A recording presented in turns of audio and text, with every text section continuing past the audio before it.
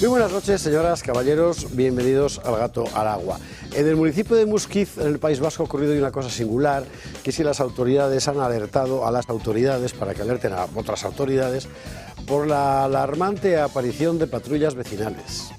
Patrullas vecinales que a su vez no surgen de la nada, sino que brotan por la atmósfera irrespirable de inseguridad creadas por grupos de menas sin control. Menas, nuestros niños, que diría la gente de izquierda y la prensa adicta. Como usted sabe, en este momento el PP y el PSOE están viendo la manera de cómo hacer que parezca que están debatiendo el asunto del reparto de menas por España, reparto que tienen ya decidido, que además no han decidido ellos, se ha decidido en otras instancias. También aquí hay una autoridad que está por encima de la autoridad, que está por encima de la autoridad, ¿verdad? Pero que, hombre, a la gente, a la parroquia, pues tampoco la puedes descontentar, con lo cual ha de parecer que nos peleamos. Hoy no ha habido acuerdo, ya verá usted cómo este fin de semana, aprovechando precisamente el puente, que es como en España se hacen estas cosas, habrá acuerdo PP-PSOE sobre el reparto de menas. La pregunta es ¿para qué? ¿Qué aportan? ¿Realmente qué aportan? Todos sabemos, hemos visto las cifras de Aragón, ¿verdad?, que muchos de ellos no cumplen ya los 20. Sabemos también, por otra parte, que Marruecos en este momento no es un país necesitado, ni, entre otras cosas, por nuestro dinero, el suyo también, ni es tampoco un país con problemas de exceso de natalidad. Ya no lo es Marruecos. ¿Aquí qué está pasando? ¿Aquí qué es lo que no nos cuentan? Esta es la gran cuestión. Por boca del premier británico, Keir Starmer, que también está a salvar lo suyo, hemos aprendido hace unos días que en realidad la inmigración ilegal masiva sobre suelo europeo fue una decisión política deliberada de la clase política europea y que forma parte, por tanto, de un proyecto de poder mucho más amplio, ¿verdad?, que han decidido por razones que desde luego no tienen nada que ver ni con la democracia ni con los derechos humanos de nadie, y mucho menos con los derechos humanos de los europeos. Hay una política que ha decidido alguien al margen de la polis. Hay una política que en nombre de la democracia ha elegido a alguien al margen del demos. Y esa política consiste fundamentalmente en convertir nuestras ciudades en algo invivible. Porque si ya en sí la cuestión de la inmigración puede ser problemática si se gestiona mal, esto no es una inmigración. Inmigración era lo de antes. Ahora, la entrada de decenas de miles, hasta cientos de miles a escala europea, de personas todos los años, de personas sin nada que hacer, eso no es inmigración. Tiene otro nombre. ¿Cuál es? Pues no lo sé. Seguramente el señor Torres y el señor Tellado inventarán algún nombre en sus negociaciones para contentar a la parroquia. Nosotros, por nuestra parte, tenemos que señalar la realidad de las cosas. La realidad de las cosas es que alguien está tomando decisiones por nosotros. Tiene todo el sentido del mundo, por tanto, que aquí en la política doméstica Vox haya roto con el PP los pactos presupuestarios. Sencillamente Vox no puede apoyar una política que, ojo, no es la del PP, es la del PP-PSOE-Q+.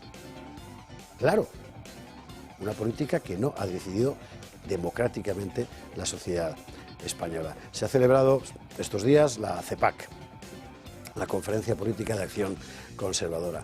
Allí lo que ha surgido es algo muy interesante, la convicción de que la política, la gran alternativa política, ya no es derecha-izquierda en realidad. Ahora es o tu polis, o tu demos, o tu ciudad, o tu pueblo, u otra cosa que alguien ha decidido sin pedirnos permiso. Y mire, aunque solo sea para educación, por favor, pedidnos permiso.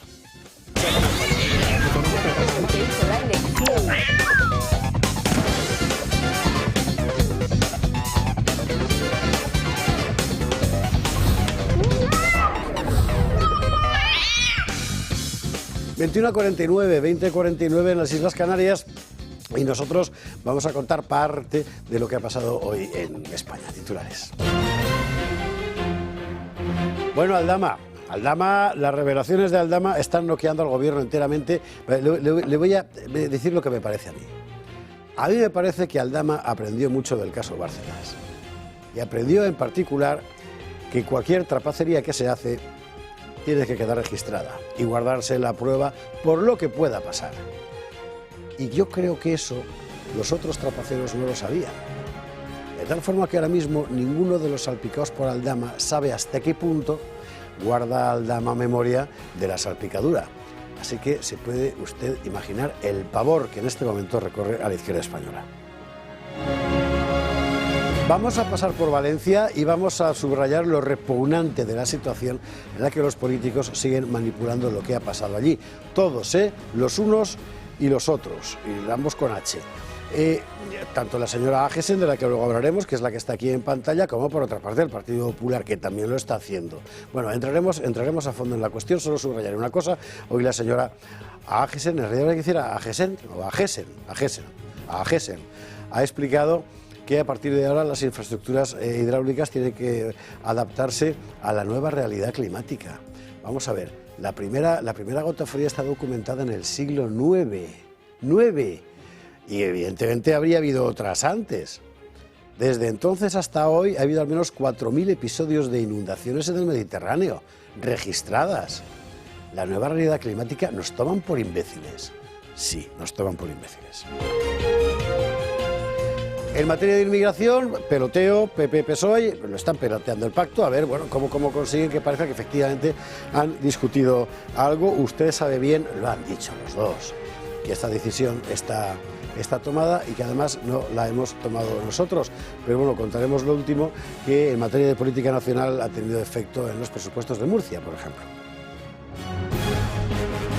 Y de cara al 6 de diciembre, pues vamos a pasarnos un poco por la conmemoración. Mañana, Gato de Úsares especial, con Fernando López Mirones, Paloma Hernández, José Antonio Fuster. Hablaremos monográficamente de este asunto. Hoy vamos a constatar la evidencia.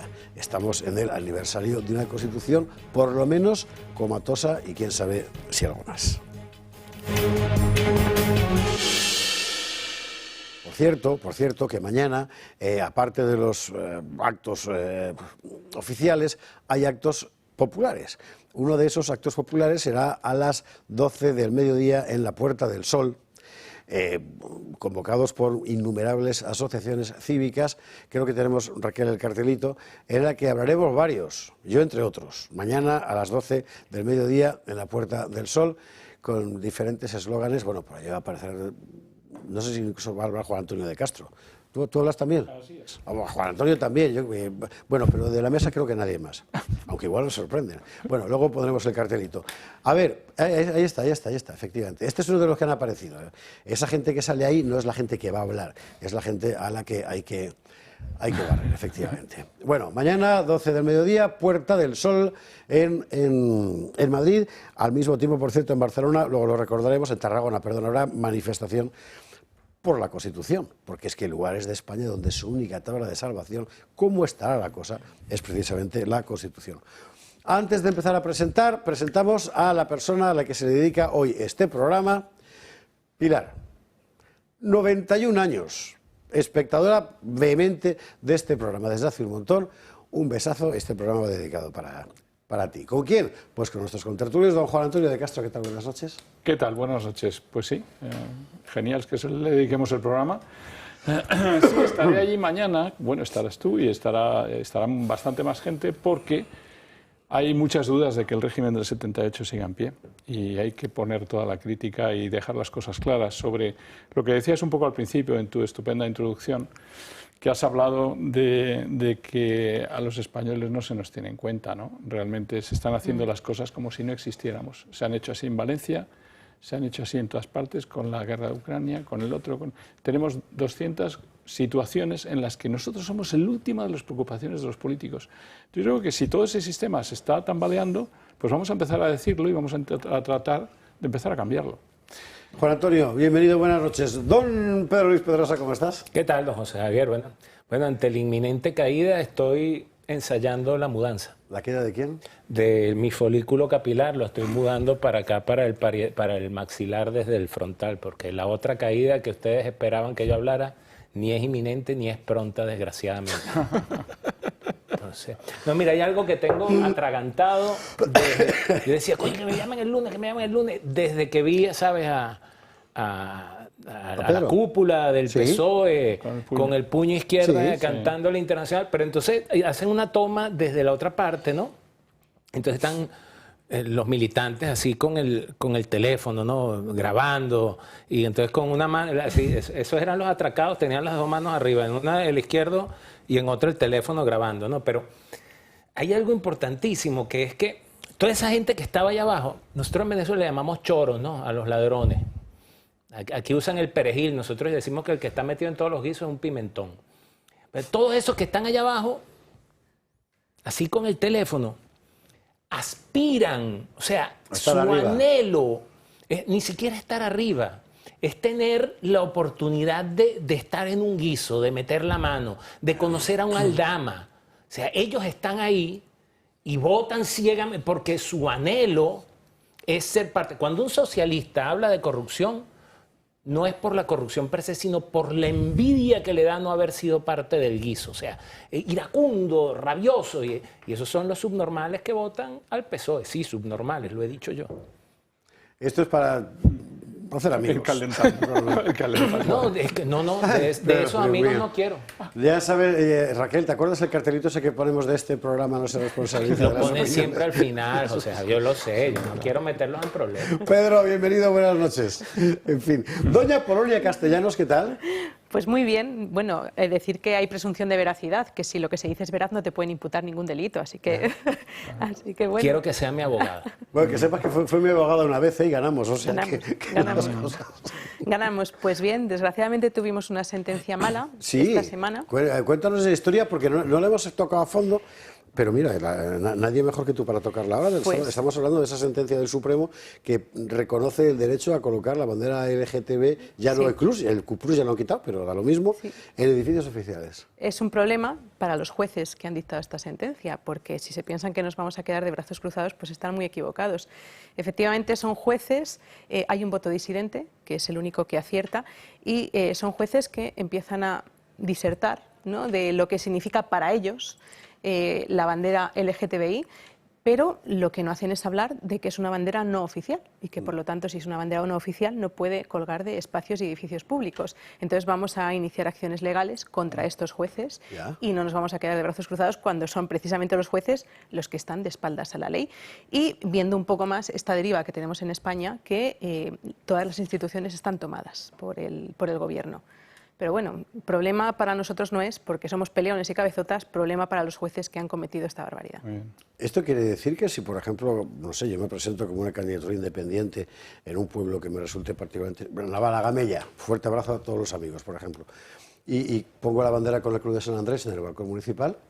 Claro, esto además es que abre un precedente muy peligroso porque es que ahora se pueden colgar todas las banderas, ¿no? Y si yo quiero colgar la mía y me dicen que no, entonces ese presidente o ese presidente de diputación o ese alcalde está cometiendo discriminación porque se puede colocar la bandera LGTBI y no puede colocarse una con mi cara, ¿no?, o con la cara de mi marido.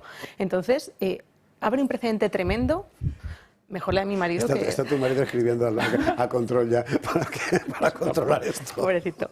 Entonces, claro, crean un precedente tremendo porque vamos a entrar en una guerra de banderas que por qué se van a poder poner unas sí y otras no. Entonces, ¿ahora qué hacemos? ¿Ponemos todas, las no oficiales todas? ¿Cuánto tiempo las ponemos?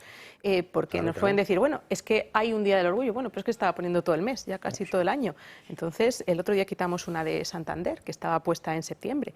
Entonces, tampoco se respeta el espacio temporal. Entonces, aparte de que es una sentencia que deviene nula, porque no tiene en cuenta la ley de banderas, porque además cambia de criterio de forma arbitraria, además es que abre una guerra tremenda, que yo creo que esta sentencia tiene que ser revocada, porque si no se va a armar se va a armar un lío en todos los ayuntamientos, en todas las diputaciones, que va a ser tremendo.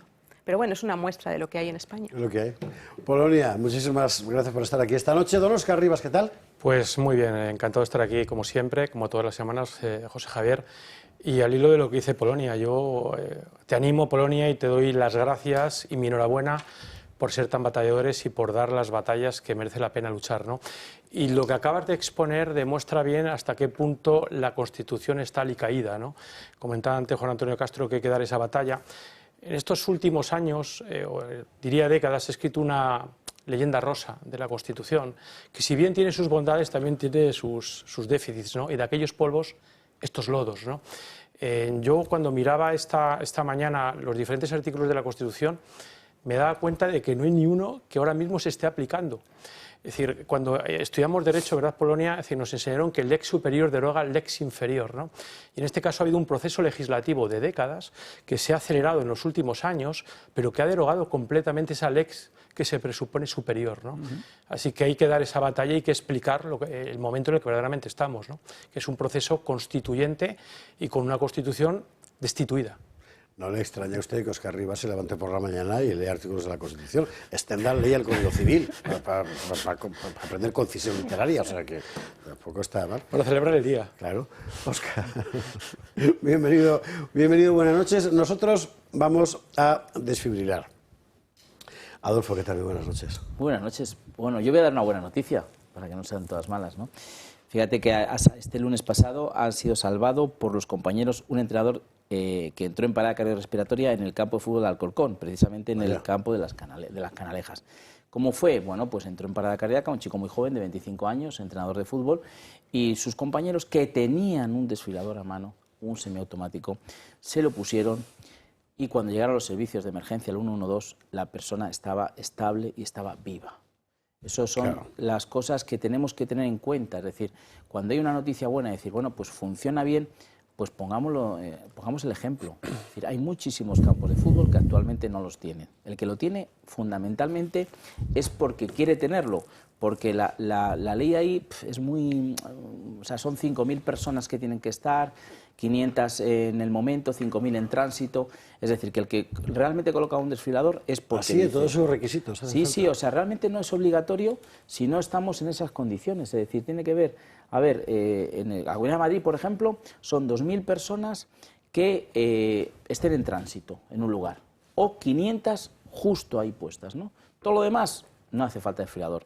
Oye, vamos a un sitio a jugar al pádel y a lo mejor no hay 500 personas jugando al pádel, pero un desfibrilador sería conveniente tenerlo.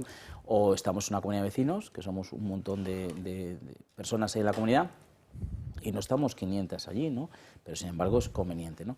Por eso, cuando hay casos como este, que es un caso de éxito, porque es una persona que hemos salvado, un chico de 25 años, pues de veras, yo os digo que seamos conscientes, no es caro, vale menos que un móvil, de muchos de los móviles que tenemos, que encima si es en una comunidad de vecinos, la derrama toca a nada, y que además nosotros os lo financiamos, que encima os hacemos un 30% de descuento, es decir, que lo tenemos todo facilísimo para que tengamos desfibriladores. Y ahora que empezamos también la campaña de los restaurantes, que vamos a celebrar fiestas, también es un buen lugar para tenerlo, porque ahí se come en exceso, y hay muchísima parada cardíaca ahí también. Así que, oye, pues es el ánimo que os quiero dar. No es que no dejéis de ir a comer la langosta, ni hagáis la fiesta de empresa, no, porque ahí dice, bueno, ya no voy.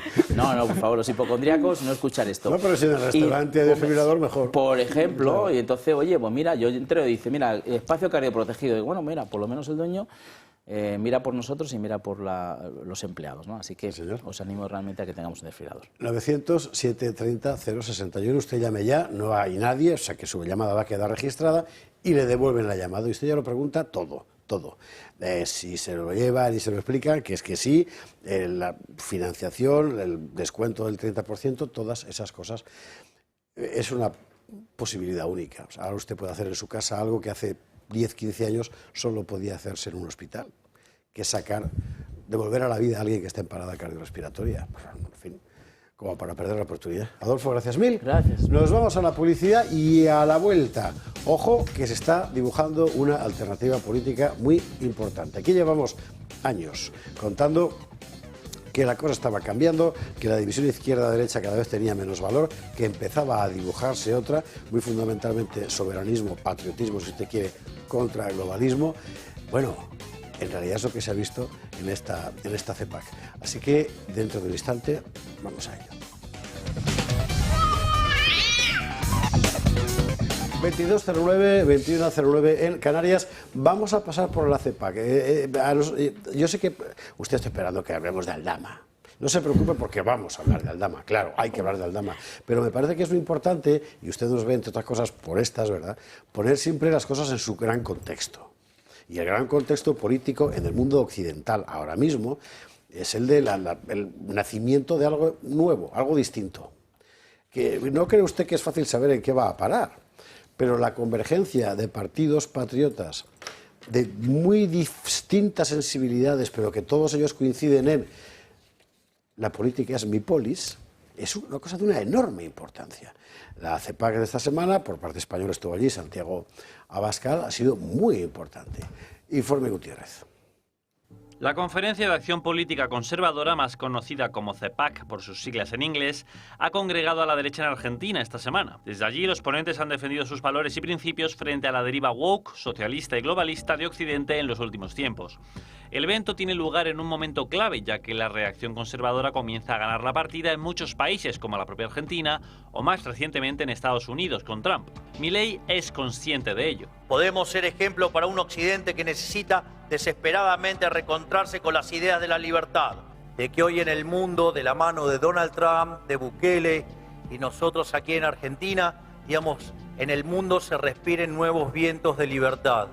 Por lo tanto, estamos frente a una oportunidad histórica para empezar a cambiar el mundo. Santiago Abascal también ha participado en este evento y ha señalado que lo que une a todos los conservadores de distintas escuelas ideológicas es la nación y su soberanía frente a entes supranacionales como la Unión Europea o la ONU, que tratan de disolverlas con programas como la Agenda 2030, que fue impuesta y no ha sido votada. Es el amor por sus propias patrias, es el deseo de soberanía, el deseo de no perder el control sobre su propio futuro, un anhelo de vivir sin dictaduras socialistas, sin dictaduras globalistas y sin dictaduras islamistas de ningún tipo. Decimos no a la disolución de los estados-nación y los que defendemos el bien, la verdad y la belleza debemos estar unidos. En esta línea, Argentina ha creado en su gobierno una Secretaría de Culto y Civilización que rema en la dirección contraria a las políticas emanadas de la ONU. Naciones Unidas está alarmada por la propagación en muchas partes del mundo de movimientos extremistas y racistas de diversa índole, basadas en ideologías que pretenden promover programas nacionalistas y de derechas. Es decir, Naciones Unidas les dice a todo el mundo que es de derecha y que es de izquierda. Naciones Unidas está votando esto y muchos dicen, estas resoluciones no son vinculantes. Sí, es cierto. El problema de estas resoluciones es que después, en algún pacto, acuerdo o tratado, lo meten como lenguaje acordado en Naciones Unidas. Y ahí es donde se vuelven muy peligrosas para los países que defienden su soberanía. En esta edición de la CEPAC también se ha ensalzado la vida y la familia como pilares de la nación. No habrá paz ni justicia mientras sigan muriendo millones de bebés en los vientres de sus madres, siendo abortados bajo el disfraz del progreso. Por otro lado, se ha cargado contra las políticas climáticas que empobrecen a la población, se ha rechazado la inmigración ilegal masiva por los problemas económicos, de seguridad y de identidad que genera, y se ha calificado al socialismo como sinónimo de pobreza por los impuestos abusivos, la sobreregulación y por los ataques a la propiedad privada. Los mercados libres son morales, el socialismo es el mar. Los mercados libres crean prosperidad, el socialismo crea miseria. La CEPAC de Argentina demuestra que el conservadurismo mundial está dispuesto a dar la batalla. Es interesante porque toda esta gente que ha aparecido en realidad tienen muy poquitas cosas en común.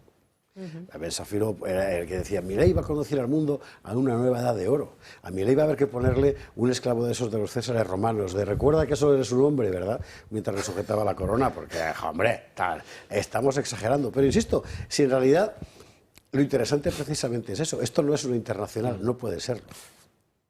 Si acaso es una plurinacional, porque allí cada uno va con su patria. Quizás eso es lo interesante, ¿no? Bueno, en fin, no sé cómo lo veis, Óscar, Juan Antonio, Polonia. Pues yo estuve en la CIPAC de Budapest hace unos años y en la de México intervine también. Y sí que es cierto que hay personas de muy diversa índole y de muy diversa, bueno, ideología. En principio la CIPAC es provida, ¿no? Que es lo que hace falta en estos días. Pero lo que sirve sobre todo es para hacer relaciones, ¿no? Y coordinación, que yo creo que es lo que falta en ahora mismo en Occidente. Y bueno, y lo que pasa también en Hispanoamérica, porque al final de lo que te das cuenta es de lo que pasa en España algo inmediatamente pasa después en México, se replica en Italia, entonces hay una necesidad de coordinación entre los que defendemos lo mismo. Sí que es cierto que algunos, pues bueno, no todos somos católicos, pero sí que es necesaria esa coordinación y compartir esas experiencias para atajar problemas que al final son de todos, porque al final lo que vemos es que hay un globalismo que quiere imperar, pero prácticamente pues en todo el globo, ¿no?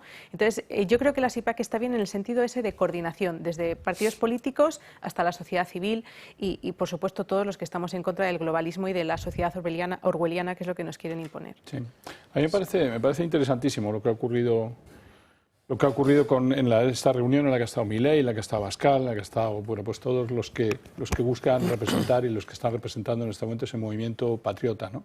Que ya no es izquierda ni derecha, que ya no es otra cosa, es patriotas contra globalistas, como tú lo habías dicho al principio, y eso es lo que se está ahora empezando. Todavía en nuestros países, en España, por ejemplo, aquí todavía no hay una dicotomía patriota-globalista, porque el PP y el PSOE no se quieren declarar como globalistas, pero lo son. Entonces, algún día lo van a tener que admitir.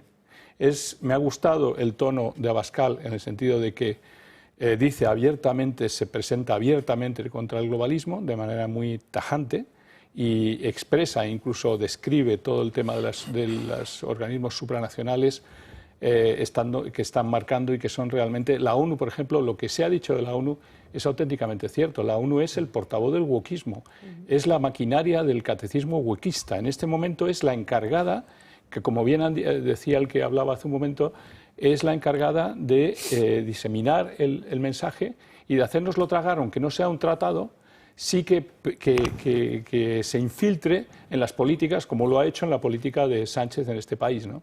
Entonces lo utilizan, no hay por qué cumplirlo, porque no hay por qué cumplirlo, no es ningún tratado internacional, no ha sido aprobado por nuestro Congreso de los Diputados, no hay por qué cumplirlo y, sin embargo, es lo que ha creado esa matriz cultural de la que habla Milei tan fenomenal en el discurso que ha dado en este tema, porque ha dicho muy claramente, ellos tienen la narrativa, y nosotros ahora tenemos que recuperar, tenemos que crear, tenemos que construir esa narrativa. Una narrativa cultural la tienes que romper con otra.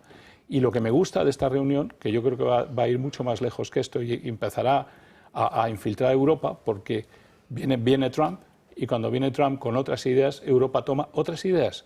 Nos ha pasado siempre con las administraciones americanas y nos va a volver a pasar. Se acabará el wokismo en Europa, más pronto que tarde. Y estas son las primeras señales. Está empezando a tomar marcha un movimiento y recordemos que hay 30 millones de votantes en Europa que están de acuerdo con esto. Óscar, Bien, Pedro. A mí me parece un acto importantísimo, como decís, importantísimo. Es decir, José Javier ponía sobre la mesa la diversidad y la diferencia de muchos de estos movimientos. Por ejemplo, Milei a mí me oponían al principio, cuando empezaba a despuntar, que era muy libertario, que era muy liberal, pero libertario y liberal, lo cierto es que ha sabido dar la batalla y lo que es más importante, de facto, está dándole a su país la vuelta como un calcetín. Totalmente. Un país que lleva décadas anegada por una izquierda criminal que había venido a enriquecerse, que se ha estado enriqueciendo durante muchas décadas y en apenas un año le ha dado la vuelta como un calcetín, ¿no? Sí. Y además lo que tú decías es muy interesante porque él ha opuesto una narrativa propia. Es decir, la izquierda en Argentina estaba acostumbrada a que la derecha, como en casi todos lados del mundo, se quedara sumisa. Y él bajó al barro y le dijo a la izquierda lo que pensaba de ella. Les llamó zurdos de mierda, que eso puede ser maleducado, pero se ponía en el nivel de la izquierda. La izquierda empezó a entender que tenía un rival que oponía también esa guerra cultural dialéctica. Y también no olvidéis, dijo una cosa muy importante que a mí me gustó muchísimo, porque nunca la había escuchado, que la izquierda es inferior, estética y moralmente a la derecha, que la derecha es superior moral y estéticamente a la izquierda. En cuanto a Trump, es decir, Trump en la última campaña, y hay que decirlo, ha opuesto también las nuevas dicotomías. Ha acabado con la derecha y con la izquierda y habló claramente de patriotismo, de globalismo, de olvidados frente a privilegiados, de ganadores o de perdedores frente a ganadores. Es decir, los patriotas son los olvidados, son los perdedores, los globalistas son los ganadores y son los privilegiados. Y quería también poner en valor el discurso de Abascal. A mí me pareció impecable. Yo creo que sin poner demasiadas etiquetas, cualquier conservador identitario suscribiría de la primera palabra hasta la última el discurso de Abascal. Solo si es identitario. Sí. Sobre todo porque contextualizó, estableció muy bien el marco. Señaló a todo el mundo que nos encontramos en un contexto de guerra cultural, que esta guerra cultural se dirime en diferentes batallas y que esas batallas, entre otras, son la inmigración. Yo prefiero hablar de inmigracionismo, es decir, la ideología de género. Tú hablabas al principio de ello, Polonia, que rompe en su raíz y ataca en su raíz la antropología del hombre en su ser más íntimo. Es decir, el fanatismo climático, que sí, puede tener un poco de fanatismo, pero tiene mucho más de negocio e industria como todo, y la Agenda 2030 que marca y que impone las reglas a todo el mundo que tenemos que aceptar porque ellos lo establecen, ¿no? Con lo cual, yo recomiendo a la gente que no lo haya visto que escuche con mucha atención el discurso de Abascal, porque es impecable. En línea con esa, perdona, que complete simplemente, y habla además de dictadura globalista, y es muy importante insistir sobre la dictadura globalista, es una dictadura, perdona. Antes de que hable Pedro, tengo que hacer un paréntesis. Por gente que me está escribiendo, porque esto es un organismo vivo, ¿verdad? Pero ¿por qué no expliquéis lo que es woke? Es verdad. Es muy interesante porque objetivamente hay una ruptura de discurso en términos generacionales, porque hay realidades que se escapan, ¿no? Pues mire, la razón por la cual uno, si es blanco, tiene que ponerse de rodillas, como vimos en todo Occidente, cuando va a pasar un señor negro, eso es el mundo woke. La razón por la cual un señor con bigote dice yo me llamo María Trinidad y hay que respetarle que se llame María Trinidad, eso es el mundo woke. La palabra woke viene de una frase famosísima de Martin Luther King, que era algo así como dream by stay woke, o sea, sueña pero mantente despierto. Bueno, pues ese despierto, que en tiempos de Martin Luther King tenía un sentido, ¿verdad?, lo recupera ahora toda la nueva extrema izquierda, muy sobre todo norteamericana, pero bueno, aquí lo he incorporado la europea, ¿verdad?, para construir ese mundo delirante en el que hemos vivido nosotros, porque toda la histeria de la memoria histórica, de las políticas de género, de la suelta de violadores, todo eso es el mundo woke. Claro, que haya muchos partidos en diferentes países de Occidente que se levantan expresamente contra eso, al margen de las etiquetas clásicas de derecha, izquierda, etcétera, pues es de una enorme importancia y es lo que está pasando en todas partes. Y ahora ya sí que puedo dejar hablar a Pedro Luis Pedrosa, que me ha soportado el... No, siempre es un privilegio. Yo voy a ser como el esclavo ese que tú siempre nombras, que iba detrás del César recordándole. Sí. Esto no ha logrado nada aún. Y no ha logrado nada aún. Bueno, además, hay que recordar que los CPAC los inventó un señor llamado Roger Stone. Hay un documental sobre él en Netflix, que creo que es de las pocas cosas rescatables de esa cadena. Un tío bastante interesante, por cierto. Un tío interesante. Bastante interesante. Tiene tatuado en la espalda a Richard Nixon, fue su principal asesor. Y que es un dandy, a pesar de todo es un dandy. Sí, el tío es Roger Stone. Juan Antonio tiene razón, ya la distinción entre izquierda y derecha se está disipando, pero ese comité de acción conservadora tiene su expresión en cada país en partidos de derecha e izquierda. Entonces, el problema es que nosotros no le sabemos hablar a la gente de la Cañada Real, a la gente de Petare, a la gente de las favelas, y el voto es movido, el voto es uno de los actos más egoístas que existe sobre el planeta. ¿Verdad? Nadie vota por el bien común, cada quien vota pensando en sí mismo. Y es movido por 4 cosas: el amor, la esperanza, la rabia y el odio. Lo demás es paja, ¿ok? Esos son los sentimientos que mueven el voto. Si nosotros, porque yo soy... Yo cuando en Venezuela empezó el socialismo del siglo XXI y todo lo demás, yo dije, ¿qué es lo contrario de esto? Y liberal, y yo soy liberal. Y luego llegaron unas señoras llamadas Antonella Martí, Gloria Álvarez, y estas locas pro aborto y pro marihuana y todas esas cosas, y me empujaron a codazos hacia la derecha, y bueno, y ahorita a mi derecha el abismo, y yo estoy feliz. Entonces, yo que me considero conservador, lo que no veo en los partidos de derecha es la capacidad de conectar el mensaje de manera natural, abreviada, fácil, que lo entienda. Voy a poner un ejemplo. Yo tengo un amigo que se llama Espinosa, Raúl Espinosa, un tío majísimo, espectacular, empresario exitoso. Y una vez yo hago un TikTok. En el TikTok yo explicaba que era sumar. Entonces agarro un poco de café, lo meto en una botella transparente y digo, mire, esto todos los separatistas, toda la mierda comunista, todo. Después agarra y le echa un poco de leche, entonces le metes marketing y tal, lo pones en un frasco nuevo y esto es sumar, la misma mierda pero en otro envase. Y entonces me escribe y me dice, oye, me gusta mucho lo que dices, pero es que eres muy ordinario. Y yo, no, Iván, es que la gente que vota, la gente de ahí de Barbate, de donde hubieron los tiros el otro día ahí con AK-47 en Sevilla, no recuerdo, o en Toledo, no recuerdo dónde fue, esa gente entiende es así. Y por eso que tú nombras a Milei, por eso es que Milei gana. Claro. Porque hay, mire, yo tengo una epifanía y entiendo muchas cosas cada vez que veo a mi mamá sentada frente al televisor. Mi mamá es una señora de 81 años, que toda la vida curró y sigue currando. Y cuando yo la veo a ella discutiendo con el telediario y veo a Milei en Argentina, veo cuántas señoras como mi mamá, cuántos currantes en la Argentina se sintieron... Uy, eso es lo que yo les quiero decir. Pero Pedro, yo que estoy de acuerdo parcialmente contigo, es decir, Trump, de hecho, a Trump se le ha acusado de manera recurrente de llevar a cabo un discurso incluso barrio bajero.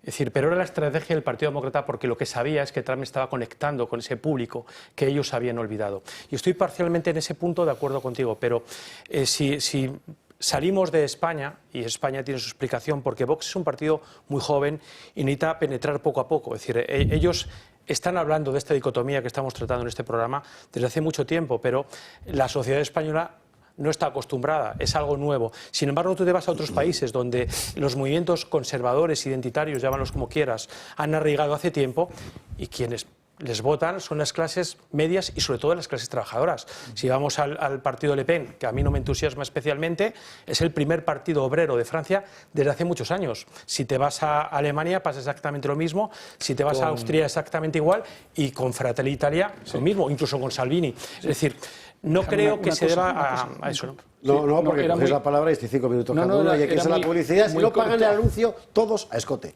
10 segundos. Muy 10 segundos. Que tenía razón, pero le está pasando a Milei y todo va bien porque ya hemos quitado la derecha y estamos hablando de patriotas. Y los patriotas van a englobar gente de las favelas, gente del tal y gente de todas partes, de lo que era antiguamente derecha e izquierda. Pero hay que ser poder. Claro. Desde la oposición no se puede. Hombre, sí, se puede mover. Vale, a la publicidad, que si no, nos vamos a la publicidad ahora, mejor que después por lo siguiente. Una de las manifestaciones donde se ha roto la vieja dicotomía derecha-izquierda y ha surgido una nueva es la de la inmigración, porque ha creado problemas diferentes. Ha creado problemas diferentes que reflejan una sociedad diferente. Es muy interesante lo que está pasando en España, y es lo mismo que ha pasado en el resto de Europa, donde un consenso entre la socialdemocracia y los demócratas cristianos y los liberales, etcétera, ha creado una realidad de la que ahora no saben cómo salir. Y aún así, aunque reconocen la gravedad de lo que ocurre, algo misterioso les ata a mantener el problema. Es una cosa muy interesante. Vamos a ver, por tanto, cómo está la cosa del pacto PP-PSOE en materia migratoria. Vox, como usted sabe, se apartó hasta el punto de abandonar los gobiernos regionales por esta cuestión.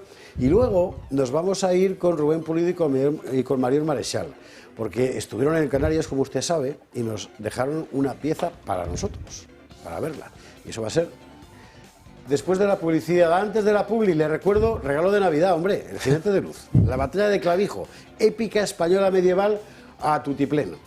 ¿Se acuerda usted aquella vez?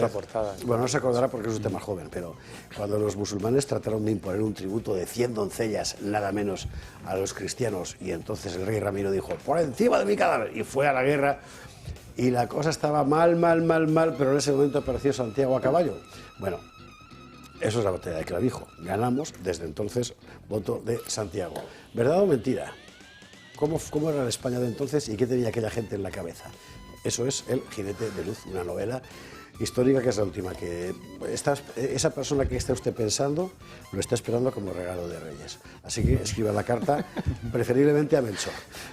Publi y a la vuelta vamos con la inmigración. 22:35, 21:35 en Canarias. Vamos con la cuestión de la inmigración, enormemente importante, por más que en España la marabunta mediática e institucional trate de ocultarlo, pero ya da igual, entre usted aquí. Claro, todo el mundo sabe ya lo que hay. Así que, en fin. Bueno, ¿ahora dónde estamos? Ahora estamos en la fase del pasteleo PSOE-PP. Pasteleo que consiste en fingir que se oponen. Es que ya lo hemos vivido con la renovación del CGPJ, del Tribunal de Cuentas, de tantas cosas, ¿verdad? ¿Qué ha dicho el ministro Torres? No haré ningún comentario sobre lo que usted está pensando. Eso ya lo hablaremos luego. Ha dicho esto. De la reunión, lo que concluimos es que el Partido Popular no está por la modificación del artículo 35. El Gobierno de España y el Gobierno de Canarias entendemos, y también de Ceuta, que la solución definitiva es la modificación del artículo 35 y, por tanto, no renunciamos a seguir trabajando en la modificación del artículo 35. Ellos remiten a la conferencia sectorial. Bueno, ¿y qué dice el PP? Pues escuchamos al señor Tellado. Lamentablemente no hay ningún acuerdo. No hemos podido alcanzar ningún acuerdo porque hoy el Gobierno no ha traído ninguna propuesta. Lo único que sabemos es que no acepta el marco del Partido Popular, que cuenta con el respaldo de 12 comunidades autónomas y 2 ciudades autónomas. Vale, pincho de tortilla y caña, con Polonia, que come poco, por si acaso, a que el lunes haya acuerdo. Sí, claro. Entramos ahora en festivo, la gente mirando para allá, pues que si ya los regalos de Reyes, que si tal, ya verá usted, porque es el proceso. Pero bueno, a lo mejor es que yo soy mal pensado. No, seguro, con agostidad y alevosía, como suelen hacer estas cosas. Con agostidad y alevosía, efectivamente. Entonces, seguro. Al final, si es que, como bien dices, hay que coger el móvil, pero hay que ir por la calle. Y es que lo que estás viendo es que no es una inmigración, es una invasión, porque además es un grupo muy concreto de inmigración. Nosotros el año pasado defendíamos a una ciudadana china porque la querían deportar y sabía que si la deportaban, como era anticomunista, la iban a matar. Nos costó un montón que la diesen asilo. Es decir, ¿por qué a esta ciudadana china no la dan asilo? Y aquí vienen oleadas y oleadas de menores no acompañados, de mis niños no son, serán de sus niños, y luego están por ahí, además, con un futuro incierto para ellos, porque están por ahí zascandileando. Se dedican por supuesto que se dedican en la mayoría de los casos, que tampoco se puede generalizar, a la delincuencia, pero es porque tampoco les dan alguna alternativa. Es que se están dejando aquí a cientos de chavales, que de menores no tienen nada, algunos son mayores que yo, pero no se les está dando ninguna alternativa. Y además se está eligiendo una inmigración muy concreta. Y además es una inmigración que no comparte nuestra cultura y que tampoco se quiere adaptar a nuestra cultura. Y además es una inmigración que en la mayoría de los casos vive de subvenciones. Vamos, no es porque yo lo diga ni porque sea todas las fobias que pueden achacar a una persona, sino porque es que cuando tú vas a servicios sociales ves las colas, los que están haciendo, y ves las subvenciones a quienes están adjudicando. Entonces creo que se está generando un sentimiento entre los españoles que antes no estaba, que antes no existía, de que la inmigración que está viniendo aquí les está quitando lo que ellos tenían derecho y por lo que ellos han estado trabajando y luchando muchísimos años. Por supuesto que no se puede generalizar, porque hay personas que vienen y se dedican a sus negocios, y creo que precisamente estos inmigrantes que vienen y se dedican a sus negocios, esta inmigración irregular e ilegal es la que más les perjudica. Sí, lo que hay que decir es que hay que enmarcar. Es decir, hace unos meses la pinza PP-PSOE legalizó a 500.000 inmigrantes, y sin pestañear. Hace escasamente 2 semanas el Gobierno cambió el reglamento, que va a suponer que en 3 años entren 900.000 inmigrantes, a razón de 300.000 cada año. Es decir, esa es la diferencia, como tú bien apuntabas, Polonia, con la inmigración. Es decir, la inmigración es un fenómeno natural desde que el hombre existe. El hombre cambia de tierra para darle un proyecto mejor a sus hijos. En este caso, cuando es tan masivo, cuando es una invasión, porque esto es una invasión en efecto, es porque alguien lo inyecta. Es decir, está insuflado desde fuera, desde un sistema globalista y desde unas élites que tienen el poder y hacen lo que quieren. Entonces, no podemos, poner la punta de lanza sobre el inmigrante, porque al fin y al cabo no es sino el chivo expiatorio. Pero lo que está muy claro es que los españoles estamos cambiando no solo nuestro modo de pensar, sino nuestro modo de decir. Antes había muchos españoles, yo entre ellos, que igual no nos atrevíamos a hablar abiertamente de ello. Bueno, yo sí, yo la verdad que lo he escrito de hace muchos años, ¿no? Pero la mayor parte de la gente decía, no, que me llaman racista. Y al final, es decir, como te llaman racista y no querías ser racista, a los ojos de los demás te callabas. Pero la gente está dando cuenta de que, como tú señalas, Polonia, todo esto le está perjudicando. Lo decía José Javier al principio, además esto de los MENAs, los derechos de la infancia, Es decir, cuando yo veo un MENA, lo último que pienso es un niño de 5, de 6, de 7, 8 años que genera ternura. Hombre, no. La impresión que tienen los españoles del MENA es de inseguridad, es de delincuencia, y no lo tienen por casualidad. Es que ahí están los datos, ahí están las hemerotecas, a pesar de que muchas cosas se callan. Y esos que hablan a favor de todos estos MENAs, después no los quieren con ellos. ¿Recordáis lo del alcalde Fuenlabrada, que clamó y clamó y clamó contra Díaz Ayuso porque le habían metido un centro de MENA? Con lo cual, lo estamos viviendo en un contexto de absoluta hipocresía. Sí, yo creo, sí, estoy totalmente de acuerdo. Yo creo que Óscar, has dado en el clavo total de lo que está pasando. Nos olvidamos una cosa. A ver, el gobierno se está defendiendo ahora diciendo que es que el PP no quiere el 35, que esto no se va a llegar a acordar, que son muy malitos, bueno, se defiende a su manera. Pero aquí el auténticamente culpable es el Partido Popular. Porque el Partido Popular no ha tenido la valentía de plantear una posición clara respecto a la inmigración desde el primer momento, porque ha tenido miedo de ser tachado, de influenciado por la extrema derecha, por tal. Eso es mentira. Y no tiene miedo. Es que el Partido Popular está al servicio de la agenda de Bruselas. Bien, y ahora sigo, sí. A ver, hasta ahora lo que ha tenido era pavor, desde luego, de ser señalado. ¿Y por qué? Pues por lo que acabas de decir. Aquí hay una agenda de Bruselas.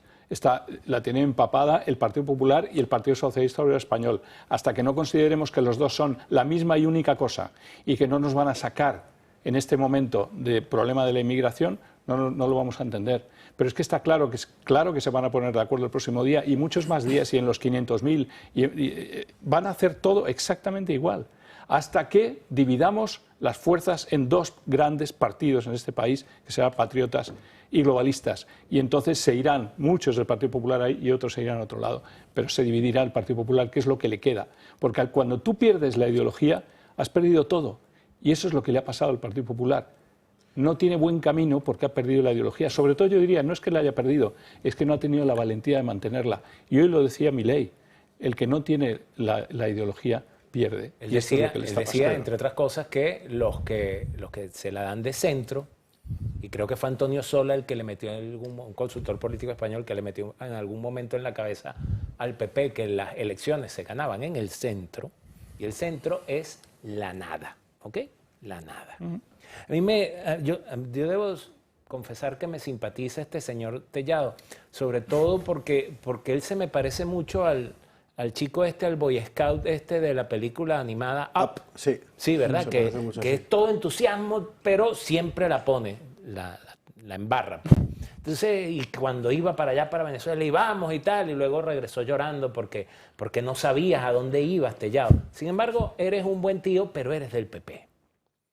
Eres del PP. Y el problema del PP, que les digo, o sea, yo iba allá cuando había elecciones en España, íbamos a la Hermandad Gallega, y yo votaba al PP y estaba convencido de que no es que eran menos malos, sino que eran mejores.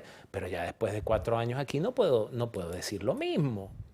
Lo otro es que esta migración en particular, y sobre todo para mis paisanos hispanoamericanos todos, no importa si eres ecuatoriano, venezolano, hondureño, es que los más perjudicados en todo esto, además de los nacionales que aquí están, somos nosotros. La migración hispana, vengas de donde vengas de Venezuela, somos los más perjudicados. Los que no podemos homologar títulos, los que llegamos trabajando en el Globo, en el Uber. ¿Cuántos ingenieros, arquitectos, abogados venezolanos están sentados en el manillar de una bicicleta o detrás del volante de un Uber y no tienen? Los odontólogos que acaba de decir, que están organizados, que acaba de decir el presidente del Colegio de Odontólogos que no va a firmar un solo título. Somos los más perjudicados porque hay una serie de recursos que no se están invirtiendo ni en los españoles ni en las personas que pueden llegar verdaderamente a trabajar y aportar desde el minuto 1 de aterrizar aquí en España. Y esto sin duda es culpa de los dos señores que se han ocupado de manejar la vajilla todo este tiempo, que son los PP y los PPSOE.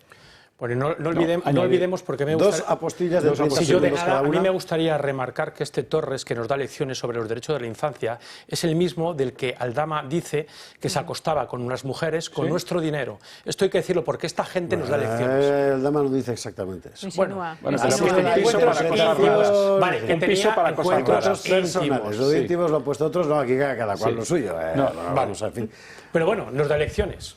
Nos dan lecciones todos. No, añadir a lo que sea el tío que quiere tumbar la Cruz del Valle, me basta para... 20 segundos de apostilla, Juan Antonio. Añadir a lo que decías, Pedro, que para mí la inmigración entre hispanidad no es inmigración. Es que para la mayor parte de los españoles, es cuando que hablan no de lo inmigración es. nunca piensan. Es que somos un canal abierto de hermanos, es que estamos unos allí y aquí y nos da exactamente igual. Es que para todos los españoles es así. Una cosa es la historia de los ilegales, los menas y todo el follón que hay, y otra es la hermandad que tenemos de la hispanidad. Eso no va a cambiar. Para el poder no hay tal y para el relato. Y de hecho, a la hora de las regularizaciones, utilizan precisamente, hombre, que hay aquí venezolanos o colombianos que llevan 5 o 6 años viviendo, ¿cómo no lo vas a regularizar? Y de rondón te colocan a los 50 marroquíes. Somos hermanos todos, claro, no tenemos problema ninguno. Bueno, ¿dónde está el problema? Aquí hablábamos ayer de Ceuta y Melilla, de Canarias, hablamos... Los canarios dicen que nunca suficientemente, tienen razón, pero mucho, y desde luego mucho más que en otros lugares. Y estos días atrás estaba Marión Marechal, que estuvo a punto de entrar aquí en directo, pero al final se fastidió el asunto, con Rubén Pulido para ver lo que está pasando allí. Porque a lo mejor en la península ya nadie se acuerda de lo que está pasando en Canarias, salvo nosotros y dos más. Pero les aseguro que en París, o en Berlín, o en Londres, o en Roma, sí que saben lo que está pasando en Canarias. Y lo ven con horror. Lo ven con horror porque saben que se lo van a comer ellos al final, por una vía o por otra. Y sus respectivos gobiernos se han puesto muy machitos con la cosa de, bueno, se acabó, cerramos no sé cuántos, pero la vía española es la que permanece abierta dentro de esa política deliberada de élites que denunciaba el primer británico el otro día, que sabrá Dios por qué lo ha hecho, pero bueno, el asunto es que ha cantado.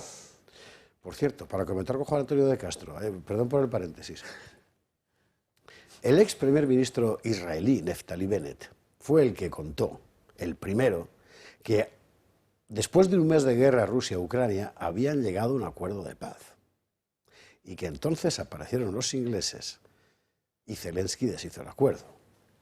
El primer ministro británico, ahora Starmer, ha contado que la política de inmigración masiva es una política deliberada de la clase política europea. ¿No le extraña a usted que tratándose de dos declaraciones de gente tan conspicua, verdad, nuestros medios los hayan silenciado por completo? Por eso tiene usted que ver el Toro Televisión, o ver cosas como, por ejemplo, esto que Rubén Pulido, junto a Marión Marechal, nos mandó hace unos pocos días desde Canarias, a pie de tragedia, porque esto es una tragedia, fue así. Je me trouve actuellement aux Canaries, sur l'île de Tenerife, devant le camp de migrants de Las Raíces. Il a parfois honte de dire qu'elle est espagnole.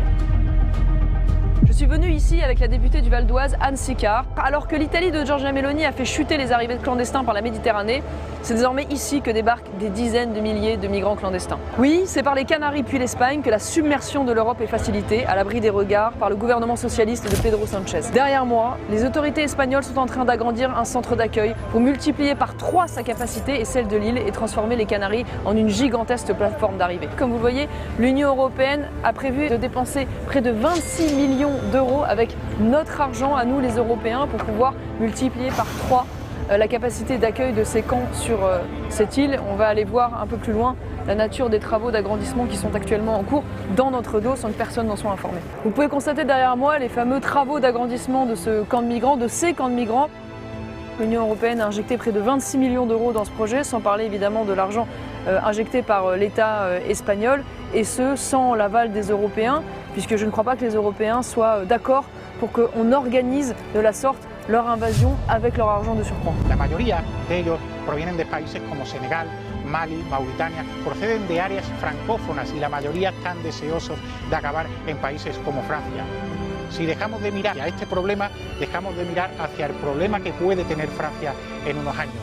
porque no va a ser solo un problema de seguridad para Canarias y para España, también va a ser un grave problema de seguridad para Francia. Debemos acabar con esto, esto hay que pararlo cuanto antes, porque si tardamos demasiado en tomar medidas, llegará un momento en el que será demasiado tarde. Ce centre est directement connecté à l'aéroport de Tenerife pour accueillir et envoyer sur le continent les millions d'Africains qui veulent se rendre chez nous. Et maintenant, nous allons nous rendre à l'aéroport de Tenerife où s'effectue chaque jour le transfert de centaines de migrants. Comme vous pouvez le voir derrière moi, les centaines de migrants qui se trouvaient dans le camp sont en train d'être transférés vers Madrid ou Barcelone. On va comme ça? Madrid, ok. Ouais. Vous partez quand? Non, je ne sais pas encore. Je ne sais pas encore monter la date. Ok. Ouais. Donc là, oui, vous avez... Je ne suis pas autorisé, c'est ça le problème. Cela se fait en toute discrétion, derrière des bâches, des portes fermées et des gardes qui repoussent tous les curieux qui s'approchent. Yeah! Yeah, yeah! Pour les habitants de cette île tranquille, qui vit principalement du tourisme, les conséquences sont terribles. Nous avons rencontré un entrepreneur qui a dû délocaliser ses activités et des riverains qui sont abandonnés par l'État espagnol. Ils doivent faire face seuls à l'insécurité, aux affrontements entre communautés, au trafic de drogue et aux nuisances causées par cette arrivée permanente de clandestins. 40, 50, 60 bajo l'édificio. Ils avaient une accumulation de 40, 50, 60 personnes qui stationnaient devant ces bureaux. Certains mangeaient, jetaient les détritus par terre, d'autres buvaient et étaient ivres.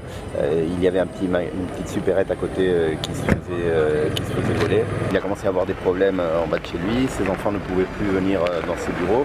Ça devenait dangereux, en tout cas il y avait un vrai sentiment d'insécurité à 40-50 migrants qui étaient en bas du bureau. Ils se demandent quel est l'avenir pour Tenerife, qui est une île touristique. Et vous constatez, ce sont quoi? Principalement des hommes jeunes, j'imagine, très peu de femmes, très peu d'enfants? Hombres jóvenes, pocas mujeres, pocos niños. Yo no he visto una mujer,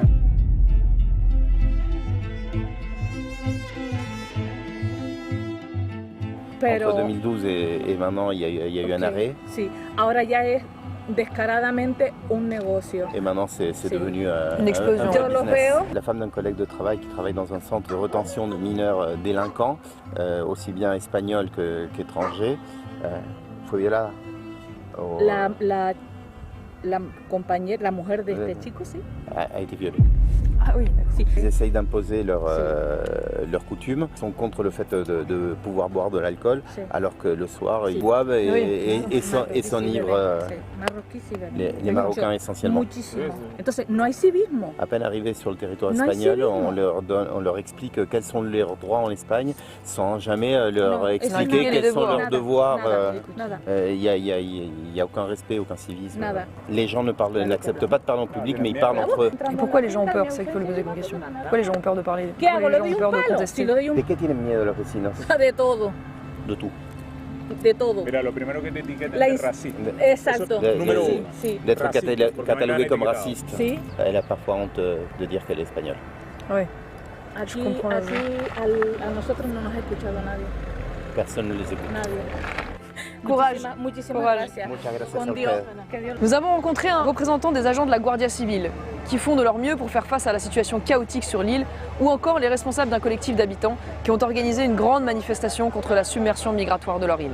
Au Parlement régional, nous avons échangé avec la députée de Vox, Paola Rover, dont le parti se bat actuellement contre le projet du gouvernement socialiste de répartir et de régulariser 500 000 clandestins, ce qui ne manquera pas de créer un nouvel appel d'air avec, une fois de plus, les Canaries en première ligne. En conférence de presse avec les médias locaux, nous avons transmis un message de soutien aux habitants et fait part de notre plus grande inquiétude face au laxisme et à la faiblesse du gouvernement espagnol. Se ha referido también la eurodiputada francesa Marion Maréchal. D'avoir une réponse extrêmement ferme pour que ces bateaux soient pour l'essentiel bloqués et renvoyés vers les ports d'origine et que toute personne qui rentre clandestinement sur le territoire soit reconduite vers son lieu de départ et son pays d'origine pour stopper finalement ce trafic de passeurs, ce trafic de migrants qui est un véritable business et qui va aller en s'aggravant dans les années à venir.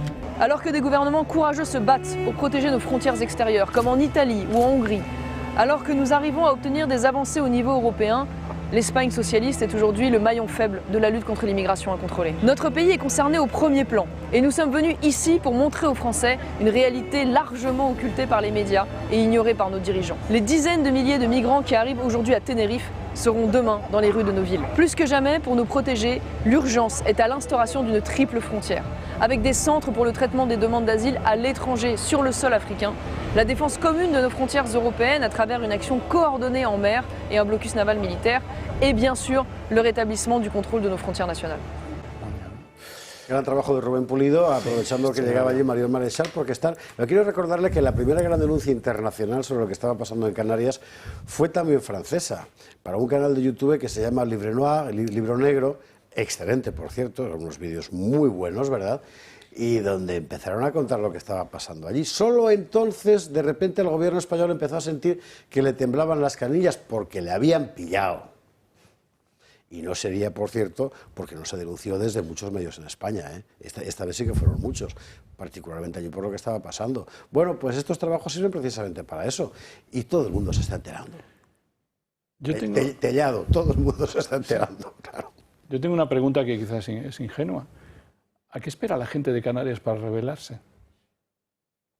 Pues mira, tienen un verdadero problema. Sinceramente, y que empiecen a rebelarse las autoridades de Canarias y la gente de Canarias. Claro, ha habido varias manifestaciones, aquí lo hemos contado, manifestaciones que normalmente quedan desamparadas de inmediato, solo un partido fuera del consenso puede aglutinarlo, ese partido allí es pequeño y por otra parte sigue despertando muchas resistencias en gente cuya mente está ahormada por el discurso del consenso, así que están literalmente desamparados. Pero entonces quiere decir... Están, por una parte, todo el mundo es consciente de lo que pasa y muy buena parte de la sociedad dispuesta a protestar, y al mismo tiempo con un desamparo inducido por el propio sistema. Pero hasta que se cansen, eso es lo que juegan. Canarias deja de tener futuro de turístico seguramente dentro de muy poco, y eso a los canarios no les importa, que se vuelvan todos más pobres y que vivan en inseguridad total. Eso es lo que de verdad van a dejar que ocurra. Ese no es el peor problema. Eso es un problema gordo. Ese no es el peor problema. El problema es cuántos se van a quedar ahí. Y el plan expansionista de Marruecos, que lo hablaban ayer, que justamente lo que quiere caer es Ceuta, Melilla y Canarias. Por supuesto. ¿Y por qué la gente no se rebela? Con el favor de Dios, para mediados de enero tendré listo el curso de operaciones psicológicas, ya les hablaré de ello. Pero esta gente desarrolla de manera sistemática, deliberada y por décadas una operación psicológica de, por un lado, adoctrinamiento y por otro lado, de amedrentamiento. No sé si aquí al final ponen que cada tertuliano es responsable de lo que dice. Informativos Telecinco. Bueno, eso tampoco lo pone, ¿eh? Lo pone que la casa nos hace responsables. Usted no se hace responsable. A quien le caiga la responsabilidad ya, eso ya es otra cosa. Telecinco, 12 veces en menos de 45 minutos de informativo, la palabra extrema derecha. Sí. La cobertura que hicieron de la cumbre que hubo acá, a la cual llamaron cumbre antiabortista, la forma como describieron a cada uno de los participantes, como simpatizantes de Pinochet, como la de Ghana, que votó en contra de... Das asco. Eso es la televisión. Pero y eso es una operación psicológica. Pero da igual, hay nuevas generaciones que no ven la televisión. No ven la televisión. Eso es mi hijo tiene 21 años y no ve la televisión, está todo el día con redes, con TikTok y tal.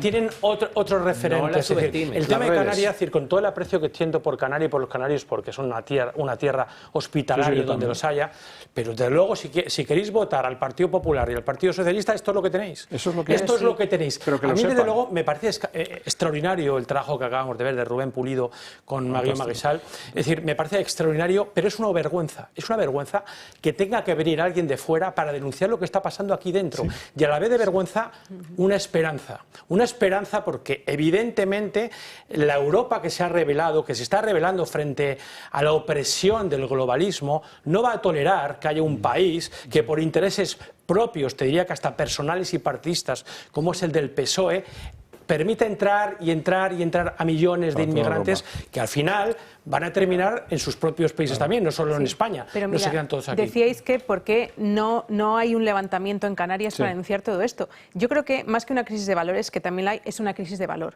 Porque en Melilla, lejos de denunciar todo esto, lo que han hecho es quitar el Día de la Hispanidad y quitar el Día de San José para poner dos fiestas musulmanas. En contra de la ley, además. Claro, nosotros vamos a demandar esto por la vía contenciosa. Preguntamos a los melillenses y nadie quiere. No, yo no quiero problemas. Bueno, no, pues es que a veces es lo que tienen. Mi trabajo. ¿Eso es lo que tienen? Es que al final es lo que tienen. No se levantan porque están dormidos. Es servilismo y cuando vean lo que ocurre. Ahí escuchabas a Vivas a propósito de la extranjería y que decía, bueno, es que España tiene que ser solidaria. Bueno, cumple tu papel, haz los deberes, en vez de estar haciendo apología permanente de los musulmanes, como que es lo que hace Vivas, que es del Partido Popular y que creo que ha sido elegido en 7 ocasiones. O sea que al final tenemos lo que nos merecemos unos más que otros. Bueno, pero perdió, ¿no? Es decir, que ha tenido que coaligarse para sí, gobernar. Sí, claro, claro. ¿Cómo hacemos para que esta realidad se vea y alcance rango de materia política de primera magnitud, poniéndola delante de otras cosas? ¿Qué es lo que ha hecho Vox con la ruptura de los pactos con el PP? Usted sabe que aquí hemos debatido muchísimo sobre esa ruptura y en lo que a mí concierne usted sabe que yo la he reprochado, porque me parecía que no era la forma de hacerlo, pero entiendo perfectamente el contexto y la estrategia también, porque no es una cuestión táctica. Es una cuestión de que todo el mundo vea, visibilice, con perdón, el problema. Y el problema es, bueno, lo que explicaba Santiago Abascal. Vamos a escucharlo. Es así, es muy sencillo, mire. Abascal. Sí, de la barba. Hay que negociar los presupuestos y da la sensación de que el Partido Popular se ha olvidado del motivo por el que abandonamos esos gobiernos regionales. Nosotros no podemos ni siquiera iniciar esa negociación presupuestaria si el Partido Popular no tiene claro el motivo de nuestra salida de los gobiernos. Ahora bien, estamos dispuestos a la negociación una vez que el Partido Popular nos garantice que no se va a seguir distribuyendo la inmigración ilegal por las regiones españolas en las que gobernamos, que es tanto como decir que se lanza un mensaje al mundo y a toda África de que en España quien entra ilegalmente no va a tener una oportunidad. Si el Partido Popular está dispuesto a esa rectificación, nosotros podremos sentarnos a negociar los presupuestos, pero el Partido Popular ha dicho que eso es un chantaje. Claro, para nosotros defender nuestros principios no es un chantaje. Claro, para el PP es más importante los presupuestos de los gobiernos regionales que gestiona que la cuestión de la inmigración. Es comprensible y es la posición del PP, la tendrán que explicar ellos, pero para Vox no puede ser ese el orden de preparación. Ahora ha sido en Murcia, hay un lío montado importante, escucha. Nosotros lo que le hemos pedido es algo muy sencillo, es que cumpla con lo firmado. Nada más, el cierre de Centro de Menas, no colaborar con la inmigración ilegal, evidentemente revertir el acuerdo que firmaron en Tenerife, que es un error gravísimo. Si va a hacer la misma política migratoria que el Partido Socialista, pues es evidente que debe pactar con ellos los presupuestos. Le voy a ser muy claro, entendemos que no se puede condicionar la aprobación de unos presupuestos a que se incumpla la ley por parte del Gobierno regional. Ya, efectivamente. Pues bueno, pues es un problema político de primera magnitud. Mire, en Francia ha caído un gobierno. Macron ha dicho hoy que no se va. Ya sabíamos. O sea, Macron es un Pedro. Es de la misma... de un Pedro Sánchez, quiero decir, no Pedrosa, que es un bendito. Bueno, no, pero... Muy pertinente la aclaratoria. Pero se parece bendito tampoco, Pedro. No, pero claro, pues estaría bien. Decía ayer Feijóo que el PP no iba a aceptar ningún chantaje, antes se llamaba consenso, ¿sabes, Alberto? Bueno, y que se mantienen sus principios. Venga, un paso más y dinos cuáles son. Claro, estamos todos esperándolo. Sí. Venga, anímate. Sí, por favor. ¡Vamos! Sí. Si no pero lo no saben termina ellos, de arrancarse. Sería estupendo. No se puede decir algo que no se sabe, ¿no? Ya. O que no se siente, sobre todo. Sí, es que no se siente. A Feijóo el que le quiten las gafas le ha sentado incluso peor que con las gafas. Mucho ya peor, veía se ha poco, quedado- ahora sin gafas ve menos. Está más fofo. Pero yo creo que al final no necesitan a Vox porque pacta con el PSOE al final, si es la alternancia, ¿no? Entonces, A mí me parece que la decisión de Vox, efectivamente, pues podía generar dudas en un primer momento, pero es acertada y esta también, porque realmente ¿para qué queremos un pacto de Vox-PP si el PP va a llevar a cabo las mismas políticas que está haciendo el Partido Socialista Obrero Español? Por eso van a No pactar tiene juntos. sentido, es decir, para alguien que vota a Vox, lo que quiere es precisamente esa diferenciación con respecto a un Partido Popular del que se ha cansado que abusen de él. Porque ¿qué es lo que ha hecho el Partido Popular cuando tenía el monopolio ideológico en el ámbito de centro, derecha y más allá? Pues abusar, abusar y abusar.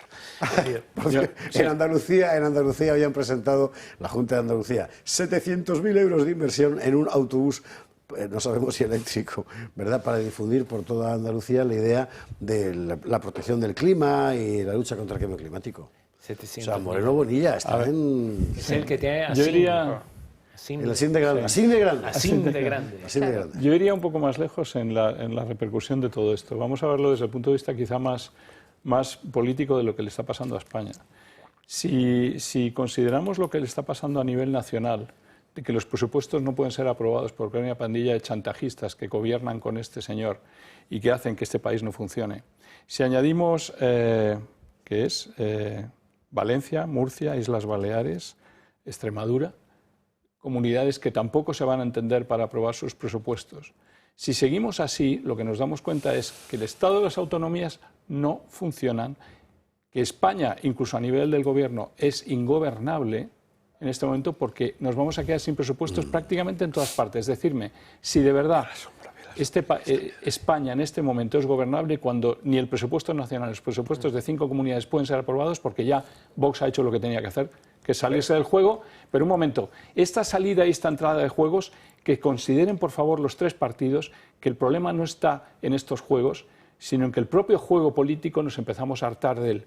Porque lo que nos estamos hartando es quizás del sistema político que hemos adoptado y que quizá hay que adoptar un nuevo sistema político y los propios partidos deberían empezar a reconsiderar el sistema político que tenemos porque no funciona. Cerramos tema muy brevemente, no Pedro Polonia, y nos vamos a la publi.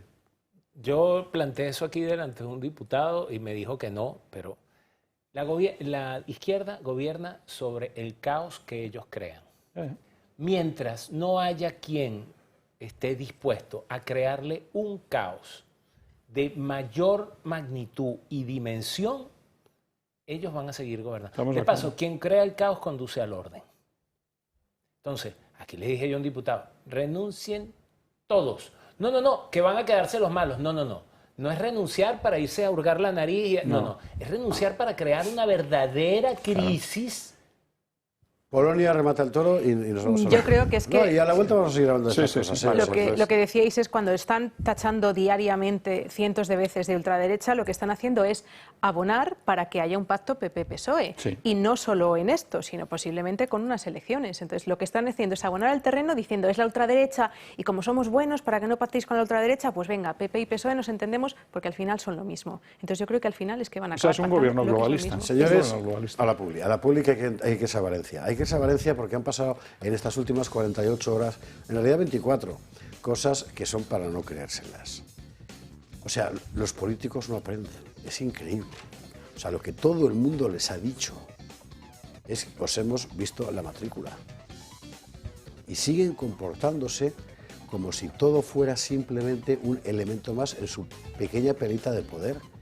Y los 200 y pico muertos, ¿dónde están? Están igual. Bueno, vamos a la publicidad y a la vuelta entramos en esto.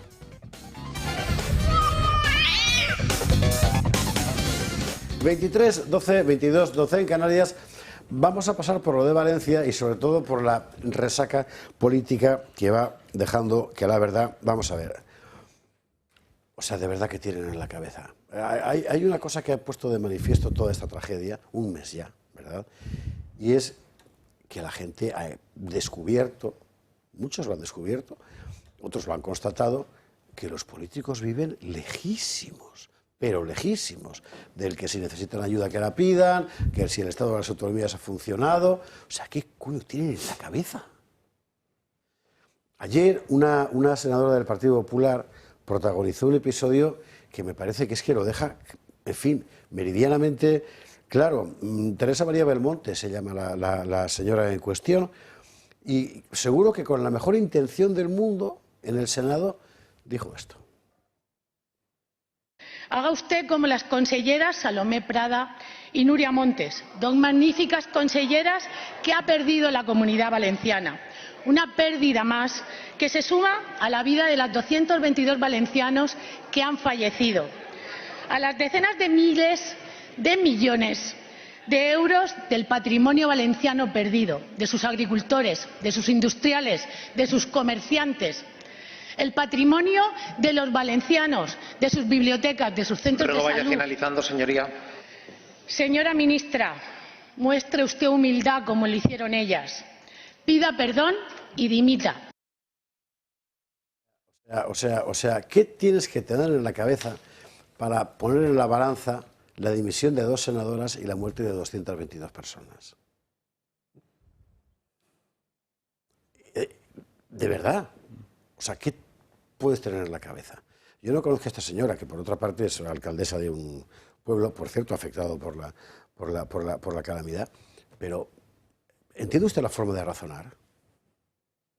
¿Cómo puedes hacer esa Luego ella pidió perdón, por cierto, a todos se ha dicho, ¿no? Publicó este post, que es como se llaman ahora los tweets, que lo vamos a ver de inmediato, en el que pedía perdón por lo que había dicho. Pido disculpas sinceras, sin excusas, eso la honra. Es evidente que absolutamente nada se equiparar a los daños y a las víctimas de la Dana. Ha sido una comparación desafortunada y siento mucho haberla hecho. Bien, o sea, por lo menos has tenido la vergüenza torera de salir a decir esto. Pero a mí me interesa sobre todo, no tanto a la señora Belmonte, a la que desde aquí mandamos un saludo muy cordial, ¿verdad? Y nuestras condolencias. Como la reacción inmediata de un político para pensar que es equiparable. Bueno, esto por sacudir al PP. Si pasamos a lo izquierdo, ni le cuento. La ministra Morant hoy. La ministra Morant es esa señora que, a pesar de su aspecto y de su prosodia, sin embargo, es ministra de Ciencia y siempre habla de la ciencia. La ciencia.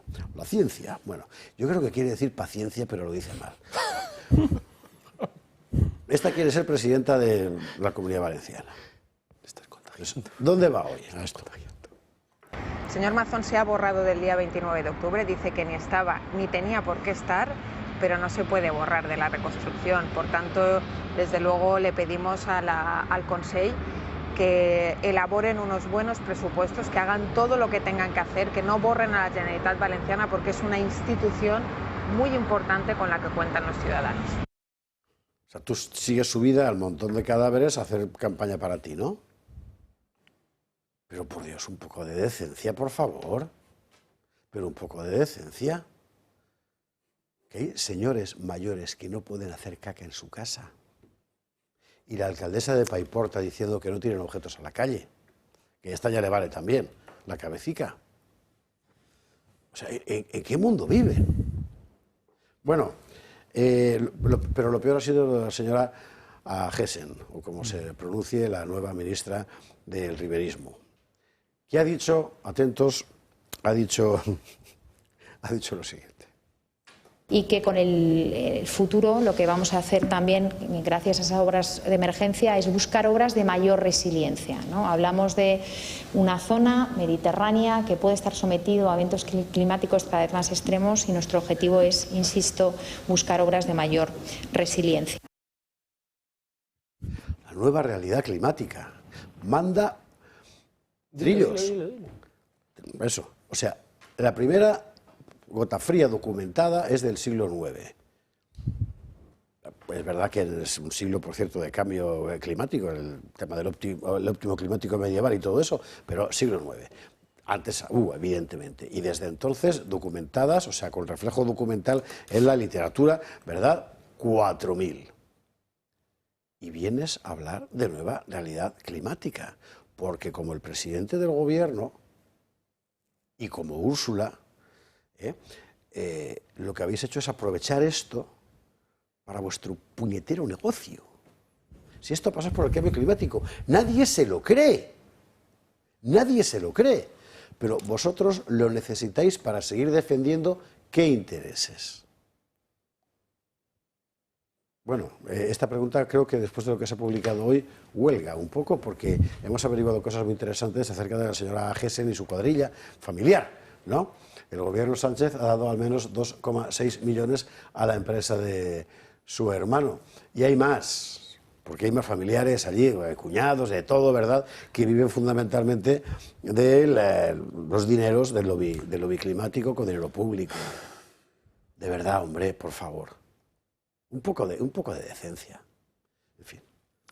A ver, yo quiero añadir porque OK Diario ha hecho una buena investigación ahí, pero faltan datos muy interesantes que yo creo que hay que empezar a añadir a toda esta historia. El conflicto de interés de la actual ministra, la señora Gessen, con los conflictos de intereses que tiene entre su padre y sus dos hermanos, dedicados a unas empresas que se han mencionado en las investigaciones de OK Diario, pero lo que no nos han dicho es qué hacen esas empresas. Son empresas de metrología dedicadas precisamente al cambio climático, a la sostenibilidad y a todos los temas de energías. Quiero recordar que la señora Gessen lleva años siendo secretaria de Estado de Energía y que se han dado cerca de no sé cuántos, 7 ministerios han dado préstamos o o sea, han hecho concursos y le han dado y lo han ganado las empresas de padre y los 2 hermanos. Y ella es secretaria de Estado de Energía. Y los concursos con 7 ministerios, incluidos los ministerios de Transporte, la Guardia Civil, el Ministerio de Defensa, cantidad. Lo más interesante es que esas 2, porque solo decir el nombre de las empresas ya es dificilísimo, pero lo voy a intentar, Hottinger, Bruel, Jaer, Ibérica. Lo de Ibérica llama la atención. Llama la atención Ibérica, sí, pero es la fusión entre 2 empresas que eran del padre y las de los hermanos. O sea, que aquí hay un conglomerado que desde el año 75 existe. Esas 2 empresas que menciona el diario, en realidad, dependen, y esto me recuerda a la película de James Bond, ¿os acordáis del Espectro? Espectro, sí, ¿no? Sí. Pues se llama Spectris. El grupo Spectris es de los grupos mayores en el mundo de temas de metrología, temas de medio ambiente. Es como de Harry Potter, ¿no? Bueno, entonces es el Spectris. Pues resulta que AGESEN es la familia del Spectris que ha conseguido, sí, que 7 ministerios le den, qué casualidad, estando ella de secretaria de Estado. Esta es la cosa de conflicto de interés más increíble, y cómo puede seguir de ministra en este momento y cómo ha podido hacerse todo esto. Al final te das cuenta perfectamente que Teresa Rivera Sánchez son el tándem climático que llegaron por Podesta y los globalistas a todo este tema. Te das cuenta que ya vienen y que además AGESEN forma parte de ese trío Calavera realmente que ha estado chupando de los ministerios durante años y ahora lo empezamos a descubrir. El otro día hizo Arangelova un informe muy interesante que vamos a recuperar cualquier día, porque el perfil de los ministros de la cosa, así en Canadá como en el Reino Unido, como en Francia, como en Alemania, es exactamente el mismo. Son fundamentalmente militantes del lobby climático, que es el lobby energético. Exacto. Y AGESEN es la gran militante del lobby climático, que es asesora de Teresa Rivera, y es Teresa Rivera la que habla con el Partido Demócrata y presenta a Sánchez a Obama, y es la que consigue Teresa Rivera. Por eso, en el tema de Valencia es tan sangriento,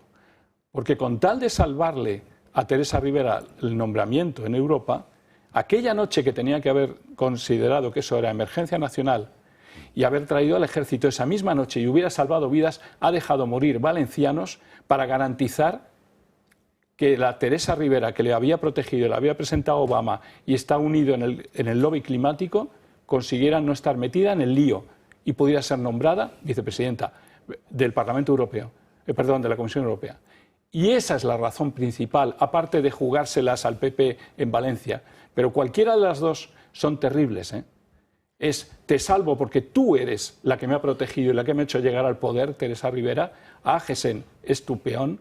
Ahora estáis todos juntos, pero además ahora nos enteramos que las empresas del padre y los hermanos han estado sacando de 8 ministerios 54 millones de euros, por lo visto, según dice OK Diario.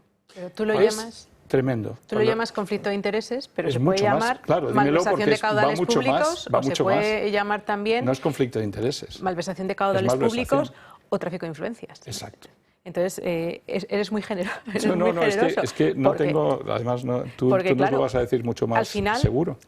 Si hay un sinvergüenza al frente que está corrompido y está corrupto y que tiene, bueno, me decía una compañera del despacho que para qué estar querellándose contra el hermano, contra el padre, contra el suegro, contra la mujer, si directamente es una organización criminal, ¿no? Es lo que parece. Sí. Entonces, claro, si tienes al frente a un sinvergüenza que tiene prácticamente el compendio del Código Penal a sus espaldas, pues te tienes que rodear de gente igual de sinvergüenza que tú. Entonces, es evidente que prácticamente todo el mundo que está alrededor de Sánchez va a estar pringado. Ahí tenemos las declaraciones y lo que le falta por declarar a este señor. Entonces, es evidente, eso es un tráfico de influencias, es una malversación de caudales públicos, seguramente prevaricación también. Al final es otro compendio del Código Penal que es todo lo que está rodeando al señor Sánchez. Bueno, es que no pueden poner a un ministro limpio porque no aguantaría 2 días. Y además, que no lo aceptaría. Yo creo que el propio Sánchez se sentiría inseguro. En relación con esta desvergüenza que manifiestan estas personas en sus declaraciones, no es nada nuevo. Esta gente se aprovecha de los desastres humanos que se han producido en nuestro país. Es terrible, ¿eh? Es decir, para sacar provecho en beneficio de su relato. Si nos remontamos, vamos al 15M. Sí. Ya sabemos lo que ocurrió. Ganaron unas elecciones que jamás hubieran ganado de otra manera, ¿no? Vamos un poquito más recientemente, es decir, el COVID, sacaron provecho de las jeringuillas, es decir, en su relato.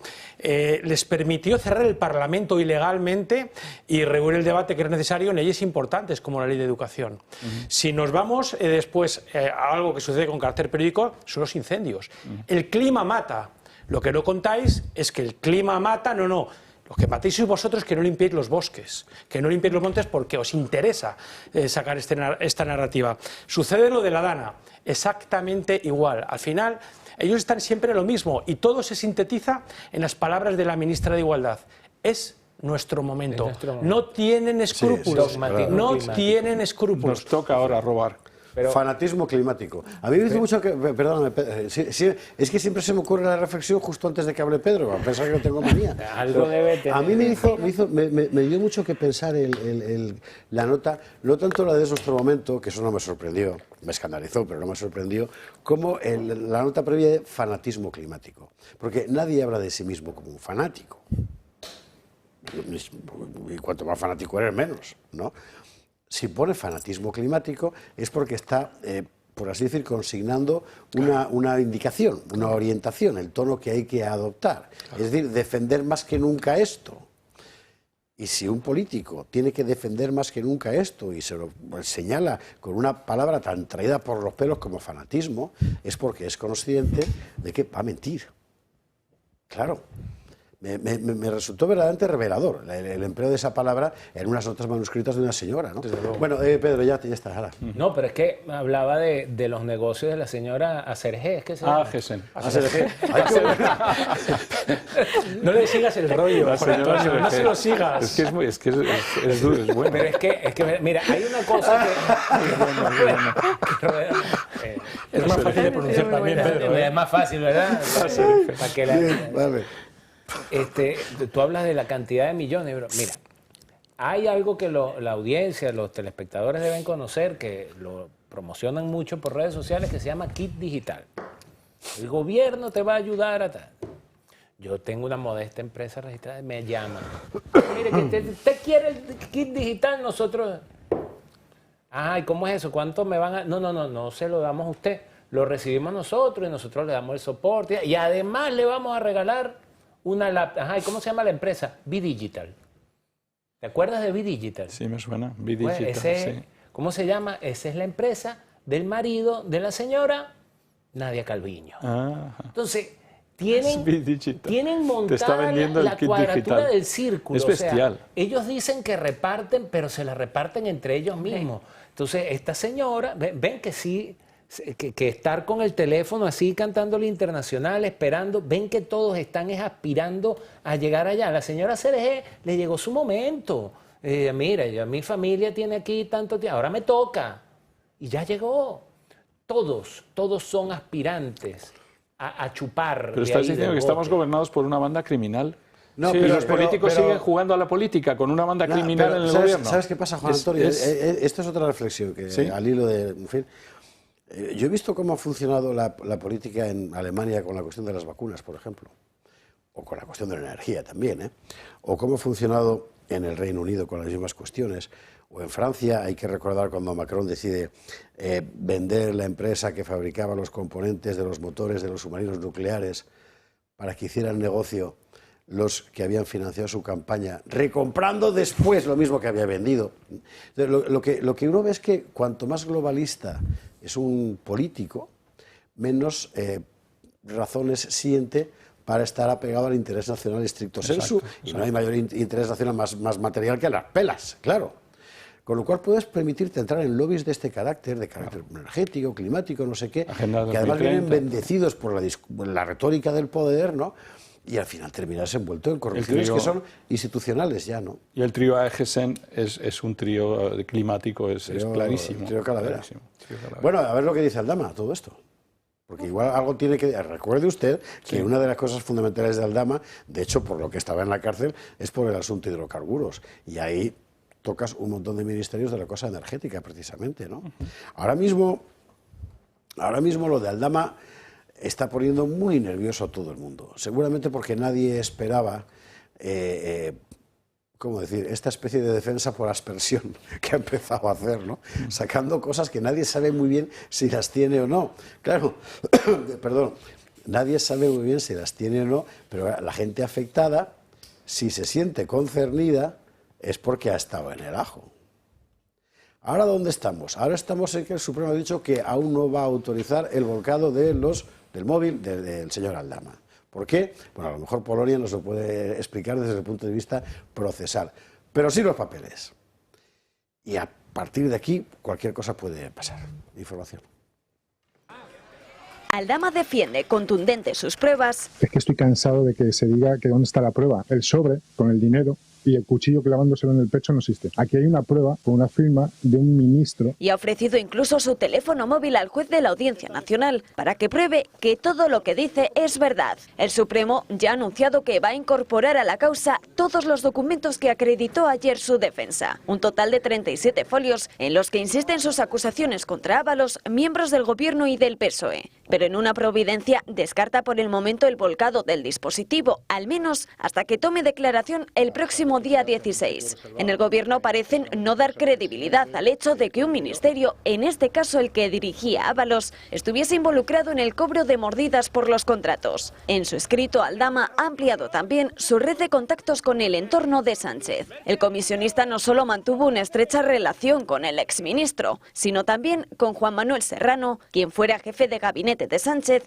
ahora expresidente de Correos. Dice que cuando tomó el mando de esta última compañía, contó con sus servicios para que le propiciara contactos con empresarios influyentes y crear así una operadora móvil virtual. Un episodio llamativo de este momento es que el propio Correos llegó incluso a ponerle al Club de Fútbol de Zamora un sello cuando Aldama era su presidente. En su escrito, el empresario insiste en poner el foco sobre Carlos Moreno, mano derecha de María Jesús Montero. Aldama asegura que se llevó 25.000 euros por una comisión y consiguió incluso que una de sus empresas obtuviese un aplazamiento ante el pago de una deuda pendiente con Hacienda. Aldama ya ha pedido al juez del caso que pida el expediente tributario completo a la agencia tributaria para comprobar que dice la verdad. La UCO ha trasladado ahora su investigación a la República Dominicana, un enclave desde donde se canalizaba todo el dinero en efectivo procedente de la trama y que confirmó Víctor de Aldama en su declaración voluntaria, y lugar además que era bastante frecuentado por Ábalos y quien fuera su asesor, Koldo García, y en el que se investiga incluso los viajes que utilizó el Falcon oficial del gobierno. Hacer una rectificación. Aldama, perdóname. No, una rectificación sobre una cifra que he dicho antes, pero lo puedo decir después si os apetece. No, lo digo ahora. ¿Qué cifra es? No, he mencionado 54 millones para esas empresas famosas de Agesen y he confundido la cifra. 54 millones son los 128 contratos de Aldama. La empresa de Agesen habla, OK Diario, de 2,6 millones y 400.000, lo que suma unos 3 millones seguramente. Sí, José Javier, como rectificar es de sabios, he estado mirando en Internet. Las palabras claves eran encuentros en relación con el ministro Torres, encuentros con personas de tipo íntimo, y eso lo pone El Español. A cada uno, como tú decías, lo suyo. Yo he pensado que eran chicas porque soy tan binario que creo que al hombre le gusta saber. Es muy elemental, es muy elemental. Demasiado. Torres ha dicho, por cierto, que esto es una vileza. Una vileza, lo he dicho así.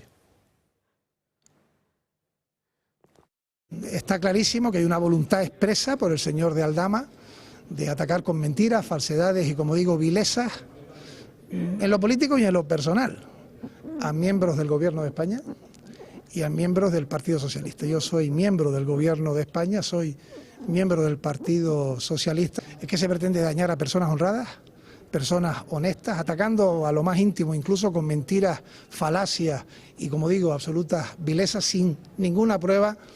Y en el Estado de Derecho esas mentiras no pueden quedar fuera de lo que es nuestra defensa, el honor. No ha puesto la mano en el fuego por nadie, ha hecho bien.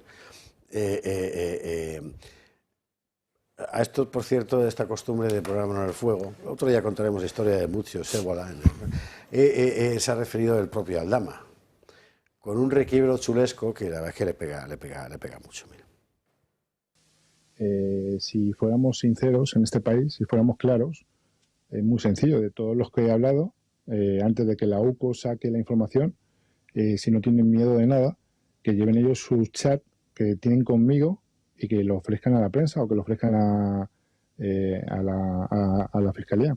Por ejemplo, el señor Carlos Moreno, que decía que no me conoce de nada, y la señora ministra decía que se ponía la mano en el fuego, pues yo le diría a la señora ministra que vaya a una farmacia a comprar pomada para las quemaduras, porque se va a quemar. Solo le ha faltado decirlo de yo te doy cremita. Pero bueno, en fin. Ahí estamos. Polonia, procesalmente. Yo lo que creo es que este hombre está en la cárcel. Por supuesto que la cárcel, aunque las cárceles de España no son lo mismo que las de Somalia, ¿no? Pues tampoco gustan.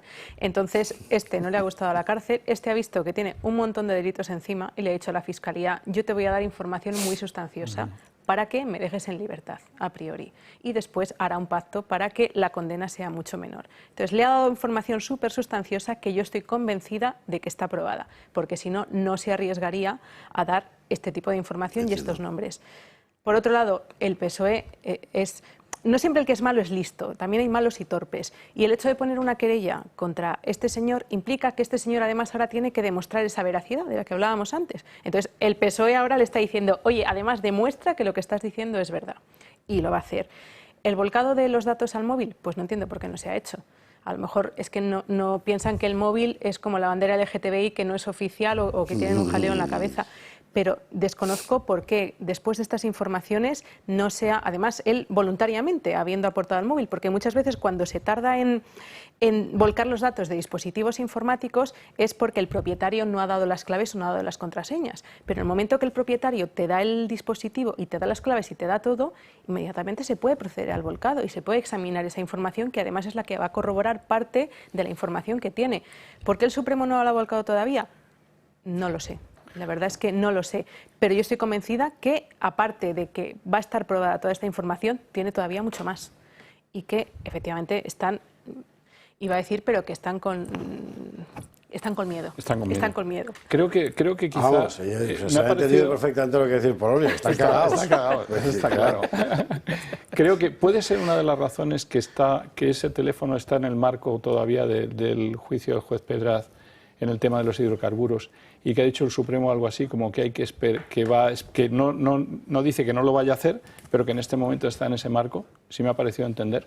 Me ha parecido entender que daba una explicación el Supremo de que eso estaba... Repítemela, porfa, porque yo también digo lo mismo. Que podía estar todavía está en el marco del juez Pedraz con el asunto de hidrocarburos y que no descartaba pedirlo después, pero que en este momento ese teléfono estaba ahí para eso. Pero es lo que yo he podido entender. Es más, cuanto más tiempo esté un dispositivo rondando por ahí, eso es lo malo. Peor. Pero está en manos del juez Pedraz. Hay que recordar, claro, esto, si os doy la palabra, pero es que me interesa mucho desbrozar la cosa procesalmente, porque en buena medida todo lo lioso que nos resulta a todos esta trama de corrupción es que estamos hablando de casos muy diversos, pero todos conectados entre sí. Casos en diferentes sedes judiciales y por diferentes tipos delictivos, pero todos conectados entre sí. Con lo cual, Aldama ha salido a cantar de otra cosa que no era lo suyo en principio. Es el acuerdo con el que llegó a la Fiscalía. Claro. Supongo que era lo más ventajoso para él. Es decir, de un asunto que está en otro juez distinto. Sí, pero al final las cosas pueden estar conectadas. Quiero decir, tú puedes remitirte y puedes pedir al otro juzgado que importe ciertos datos, o puedes basarte incluso de los datos que se ha aportado otro juzgado. Quiero decir, que se volquen, se den los datos del móvil a una causa no impide que se vaya a remitir a otra. Los pida incluso aunque no los hayan abierto en este juzgado. Cuanto antes los des, más garantías va a tener de que eso no ha sido contaminado, que no se ha perdido la cadena de custodia. Famoso forensic que hay que hacer. Claro, entonces cuanto antes lo des y se vuelquen esos datos en un procedimiento, ya lo puedes pedir para otro procedimiento y para 50 o para todos los ministros, que yo creo que aquí lo que realmente hay que investigar si hay algún ministro honrado, porque lo que parece es que están y que sería la excepción, ¿no? No te va a llevar mucho tiempo esa investigación, Polonia. No, parece que no, pero cuanto más tiempo esté el móvil por ahí, se pierda la cadena de custodia, se pueda alegar alteraciones, peor. Entonces, cuanto antes se vuelquen los datos al procedimiento que sea, el otro procedimiento lo puede importar, incluso se puede pedir un oficio. No se entiende muy bien ese cuidado excesivo que tiene el Supremo en decir que no lo descarta para más adelante. No entiendo ¿verdad? Yo no entiendo por qué más adelante y ahora no, ahora que está precisamente todo... Que sea que ya los tienen y se están haciendo Pero entonces puedes abrir pieza... Y luego hay una reunión que menciona Aldama de Begoña Gómez, Teresa Rivera y Javier Hidalgo. Tengo ganas de saber, a ver cuándo nos cuenta esa famosa reunión, porque recuerdo que Teresa Rivera está de vicepresidenta, pero si en una de estas reuniones salen cosas con Teresa Rivera, se puede jugar también su puesto. Espero, a no ser que tú estés blindado en la Unión Europea de por vida, ¿no? Yo sobre Aldama quiero decir algo y no me le quiero adelantar al conductor del programa, que es el que tiene que dar pase al próximo tema, pero que creo antes del próximo tema también a mí. La Constitución, claro, pero que es el tema de la Constitución. Pero quiero recordar que Aldama, y hago esto introito para... Aldama no fue a Venezuela solo a reunirse con Delcy. Recuerdo que fue a reunirse con Henry Ramos Ayub y con Juan Guaidó. Y digo esto porque para el público español debe ser muy fácil entender la conchupancia PP-PSOE, porque es la misma conchupancia que la oposición venezolana ha tenido con la tiranía durante estos 25 años. Y deben estar chorreados algunos cuantos que viven aquí en el barrio Salamanca, que son parte de esa élite venezolana que ha abandonado su país y a sus paisanos en el exterior también, porque también han chupado de ahí, ¿verdad? Ramos, Guaidó, Carri, que eres amigo de Zapatero, que te financiaron la campaña del hijo allá en Venezuela y todo lo demás. Cuidado, ahí también está metido Aldama. Bien, bueno, yo he de reconocer, igual al público le va a sorprender, igual negativamente de mí, pero reconozco que me cae bien Aldama, me está cayendo simpático porque es un delincuente confeso. Joder, si hubiera hecho todo lo que ha hecho por sí mismo, por el Zamora estaría en Champions, ¿no? Pero no lo hizo, ¿no? Pero tiene una valentía que nadie en democracia ha demostrado hasta ahora. Fijaos que ha habido escándalos, que ha habido unos cuantos, pero nadie ha revelado todo lo que está revelando este hombre en pocos días. Y creo que es el principio, es el aperitivo. Es decir, yo hoy fantaseaba, según venía aquí, vamos a ver, si esto fuera una organización criminal, ¿quién sería cada uno? ¿No? A mí me gustan mucho las películas de Mafia, de los Gambino, los Bonanno, los Lucchese, ¿no? Que son 3 de las 5 familias mafiosas de Estados Unidos. Y me da la sensación que asisto a una de estas películas donde alguien está delatando al Don, ¿no? Sí. El Don podría ser, por ejemplo, Sánchez. El Sotocapo, que es el ayudante del Don, ¿quién podría ser? Ábalos, ¿no? Porque es el que en un momento dado es leal y piensa que le va a suceder. Después, el consigliere, pues hombre, está puesto por el Don, Coldo, necesariamente, ¿no? Y después el Antonegra es el que hace el trabajo sucio. Podría ser, pillándolo entre alfileres, Aldama, y después los ministros y los jefes de gabinete y jefes de gabinete, pues podrían ser también los soldados. Y la madrina Teresa Rivera. Yo no me sé la estructura, mafiosa, pero así quería como preguntarte, tú. ¿quién crees tú que es el capi di Toti Capo? Zapatero. O capo di tutti capi. Capo di tutti capi. Por eso te lo he preguntado. Zapatero. Por eso te lo he preguntado. Pero mira, yo no me sé la estructura así como tú, que parece que has visto El Padrino como 200 veces. Pero a mi mujer le gusta mucho. Lo que sí te digo, mira, tú dices que si esto fuese, y creo que te equivocaste porque en efecto lo es, una banda criminal, el problema de las bandas, el tema de las bandas criminales es que ellos pueden odiarse todos entre ellos, pero la necesidad, o sea, la unión es utilitaria, o sea, todos nos necesitamos. Por eso es que son sólidas y permanecen. Claro. ¿Qué pasa? Que este es el punto de quiebre de una banda criminal. Cuando a uno de los miembros de la banda le dice, te dejamos morir a ti, y sí, yo me muero, pues todos se vienen conmigo. Efectivamente. Entonces. Claro, pero en el caso, ahora que está aquí Polonia, ¿tú no crees, Polonia, por favor, muy rápidamente que hay que se la publique? Sí, ¿no crees que está sobre la sombra del futuro? Es decir, el que Ábalos puede ser indultado. Es decir, porque yo veo declaraciones que hacen sus excompañeros, muy meticulosas, muy prudentes. No me creo esto de Ábalos, sigo sin creérmelo. ¿No crees que puede haber un indulto? Lo hemos visto en Estados Unidos recientemente a propósito de Biden. Yo creo que no, porque no han cerrado filas sobre... Yo esto lo veo más bien en que no cuente lo mío. Sí. ¿Verdad? Entonces, tiene más bien esa pinta. Yo creo que realmente no es valiente Aldama. Lo que pasa es que estaba con el agua al cuello y no veo que Ábalos sea indultado. Yo creo que ahora se están jugando, repartiendo a suerte, saber quién es el futuro indultado, pero no han cerrado filas. Hay que ser valiente, te juegas la vida. Yo creo sinceramente que se juega la vida. Y la prisión. Y la prisión. Yo quiero recordar que el testigo del caso PDVSA, que se ha saldado con el arreglo de la Fiscalía con Morodo, apareció misteriosamente suicidado. Claro. El día que iba a declarar. Está claro. O sea, es que, joder. Bueno, No, Juan Antonio, un minuto y nos vamos a la publicidad. añadir un comentario. Tú has dicho antes que Aldama no te caía tan mal, que incluso no, ¿verdad? Pues que en el fondo, pues ahí está y está sirviendo, hablando, sí. es práctico. No, mencionar lo que llaman ahora la colusión público-privada, que tanto hablan de responsabilidad civil social corporativa, las empresas. No perdonemos a los empresarios corruptos. O sea, hablamos solamente de los políticos corruptos. Los empresarios corruptos están ahí y son muchos. Son los que lo Creo permiten. que la labor en este momento de responsabilidad es tanto de estos políticos corruptos como de que cambien su forma de actuar los empresarios corruptos, que están siempre detrás de ver de qué manera pueden agarrar al gobierno y pasarle una comisioncita.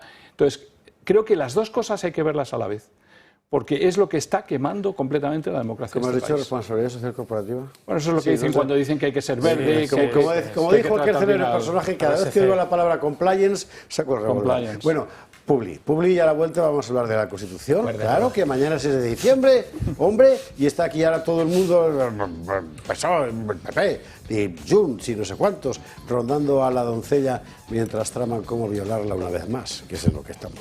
Publi, y a la vuelta. 23 horas 49 minutos, últimos 10 minutos de programa, perdón, que dedicamos a la cosa constitucional. Mañana, ya le digo, tenemos programa especial, Gato de Úsares, formato Úsares, pero dedicado a la Constitución. Luego daré más detalles. Hoy, bueno, por sacar algunos elementos, ¿no? Hoy ha hablado el rey reivindicando la Constitución, lo ha dicho así. Que son 46 años de vida de una institución de la que todos aquí somos beneficiarios y todos debemos continuar siendo hacedores de que sea un proyecto vivo, que nos ayude a transitar por estos tiempos complejos en los que el mundo pues parece muy alterado, pero tenemos grandes ejes sobre los cuales, grandes raíles sobre los cuales trabajar, y uno fundamental es ese proyecto que nació hace 46 años. Todos aquí somos beneficiarios. Decía él en primera persona del plural. Con la gente de la Cámara de Comercio, que me parece que era donde estaba. Bueno, en el Partido Socialista, que es el partido gobernante, no parece que estén particularmente... lo van a hacer, seguro, los van a saltar. Pero García Paje ha dicho una cosa, vamos a ver. Quizás le pasa lo contrario que nos pasa a los seres humanos.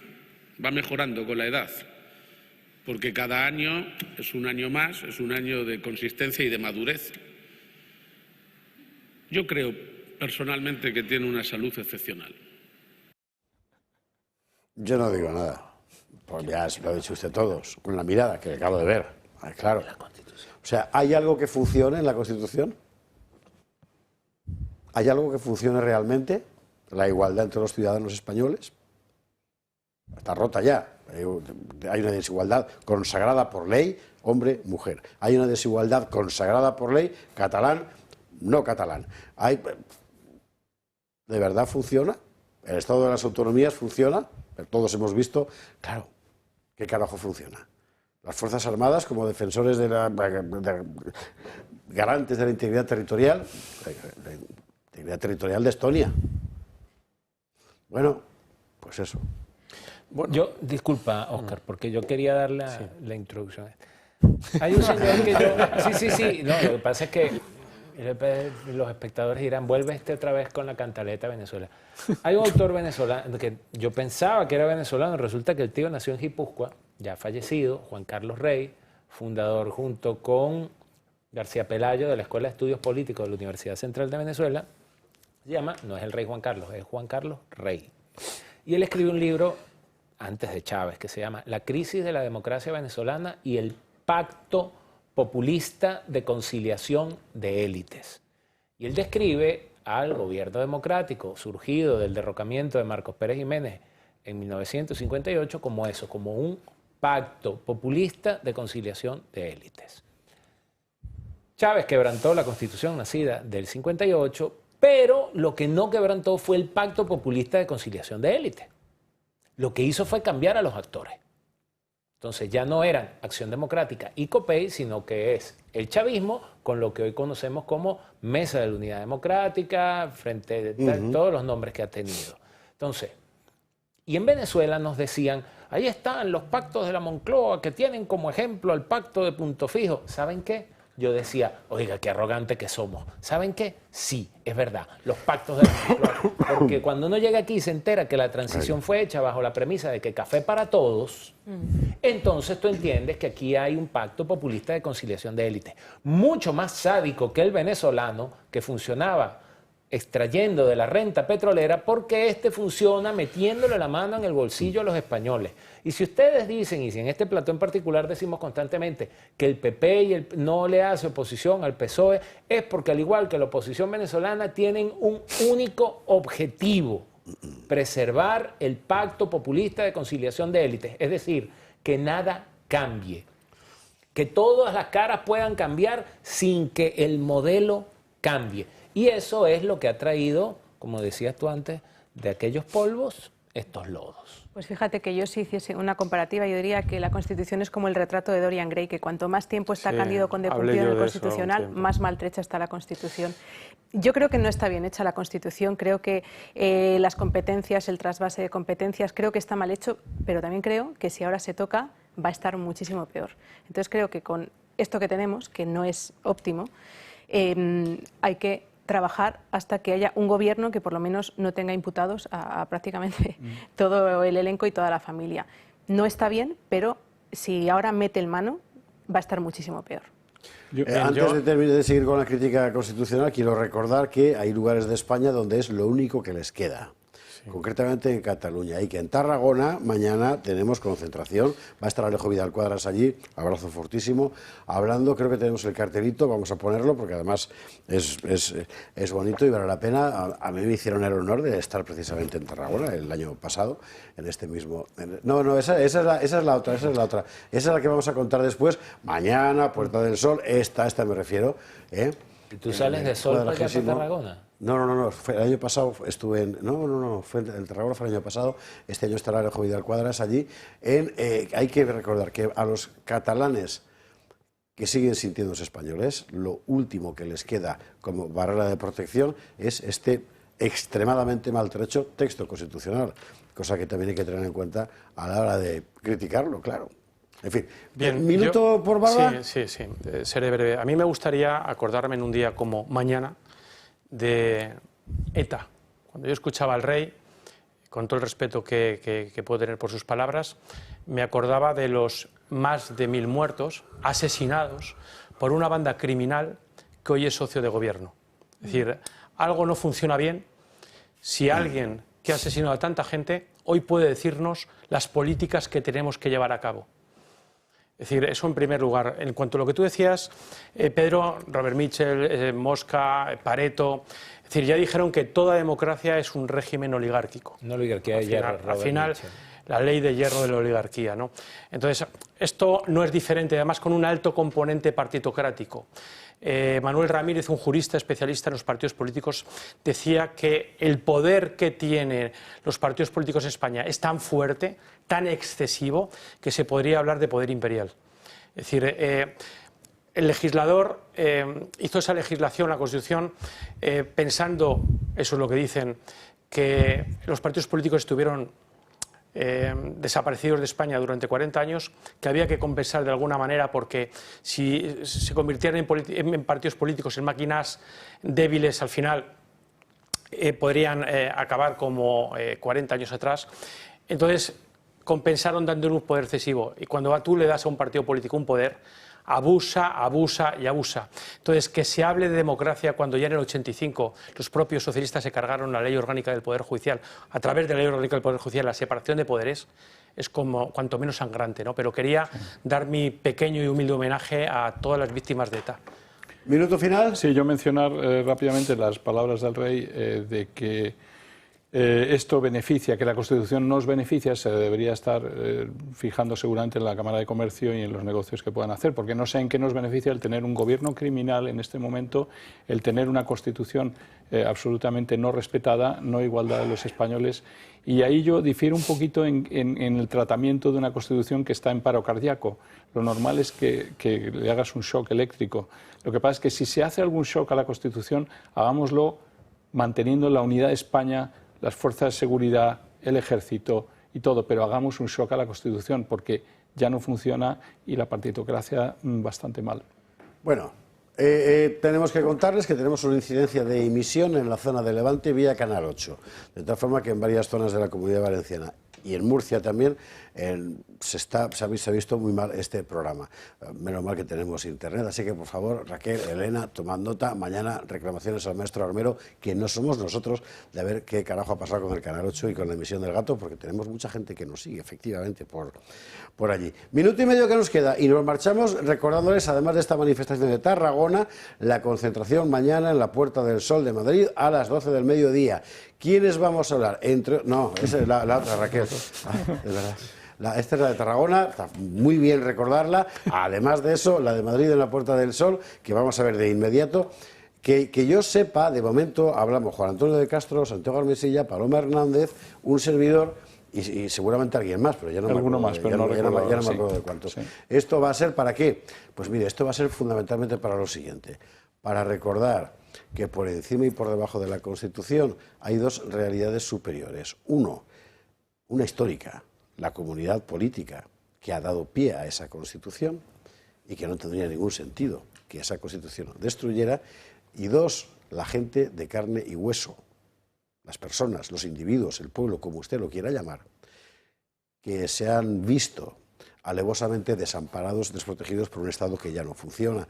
Y una cosa y la otra son más importantes que la Constitución. Eso es, entre otras cosas, lo que contaremos mañana en este acto. Juan Antonio de Castro, Pedro Luis Pedrosa, Óscar Rivas, Polonia Castellanos, mil gracias a los cuatro. Y mañana por la noche, Gato Húsares, especial Constitución, con Paloma Hernández, Fernando López Mirones, José Antonio Fuster y más amigos que vendrán. No se lo pueden perder. Descansen.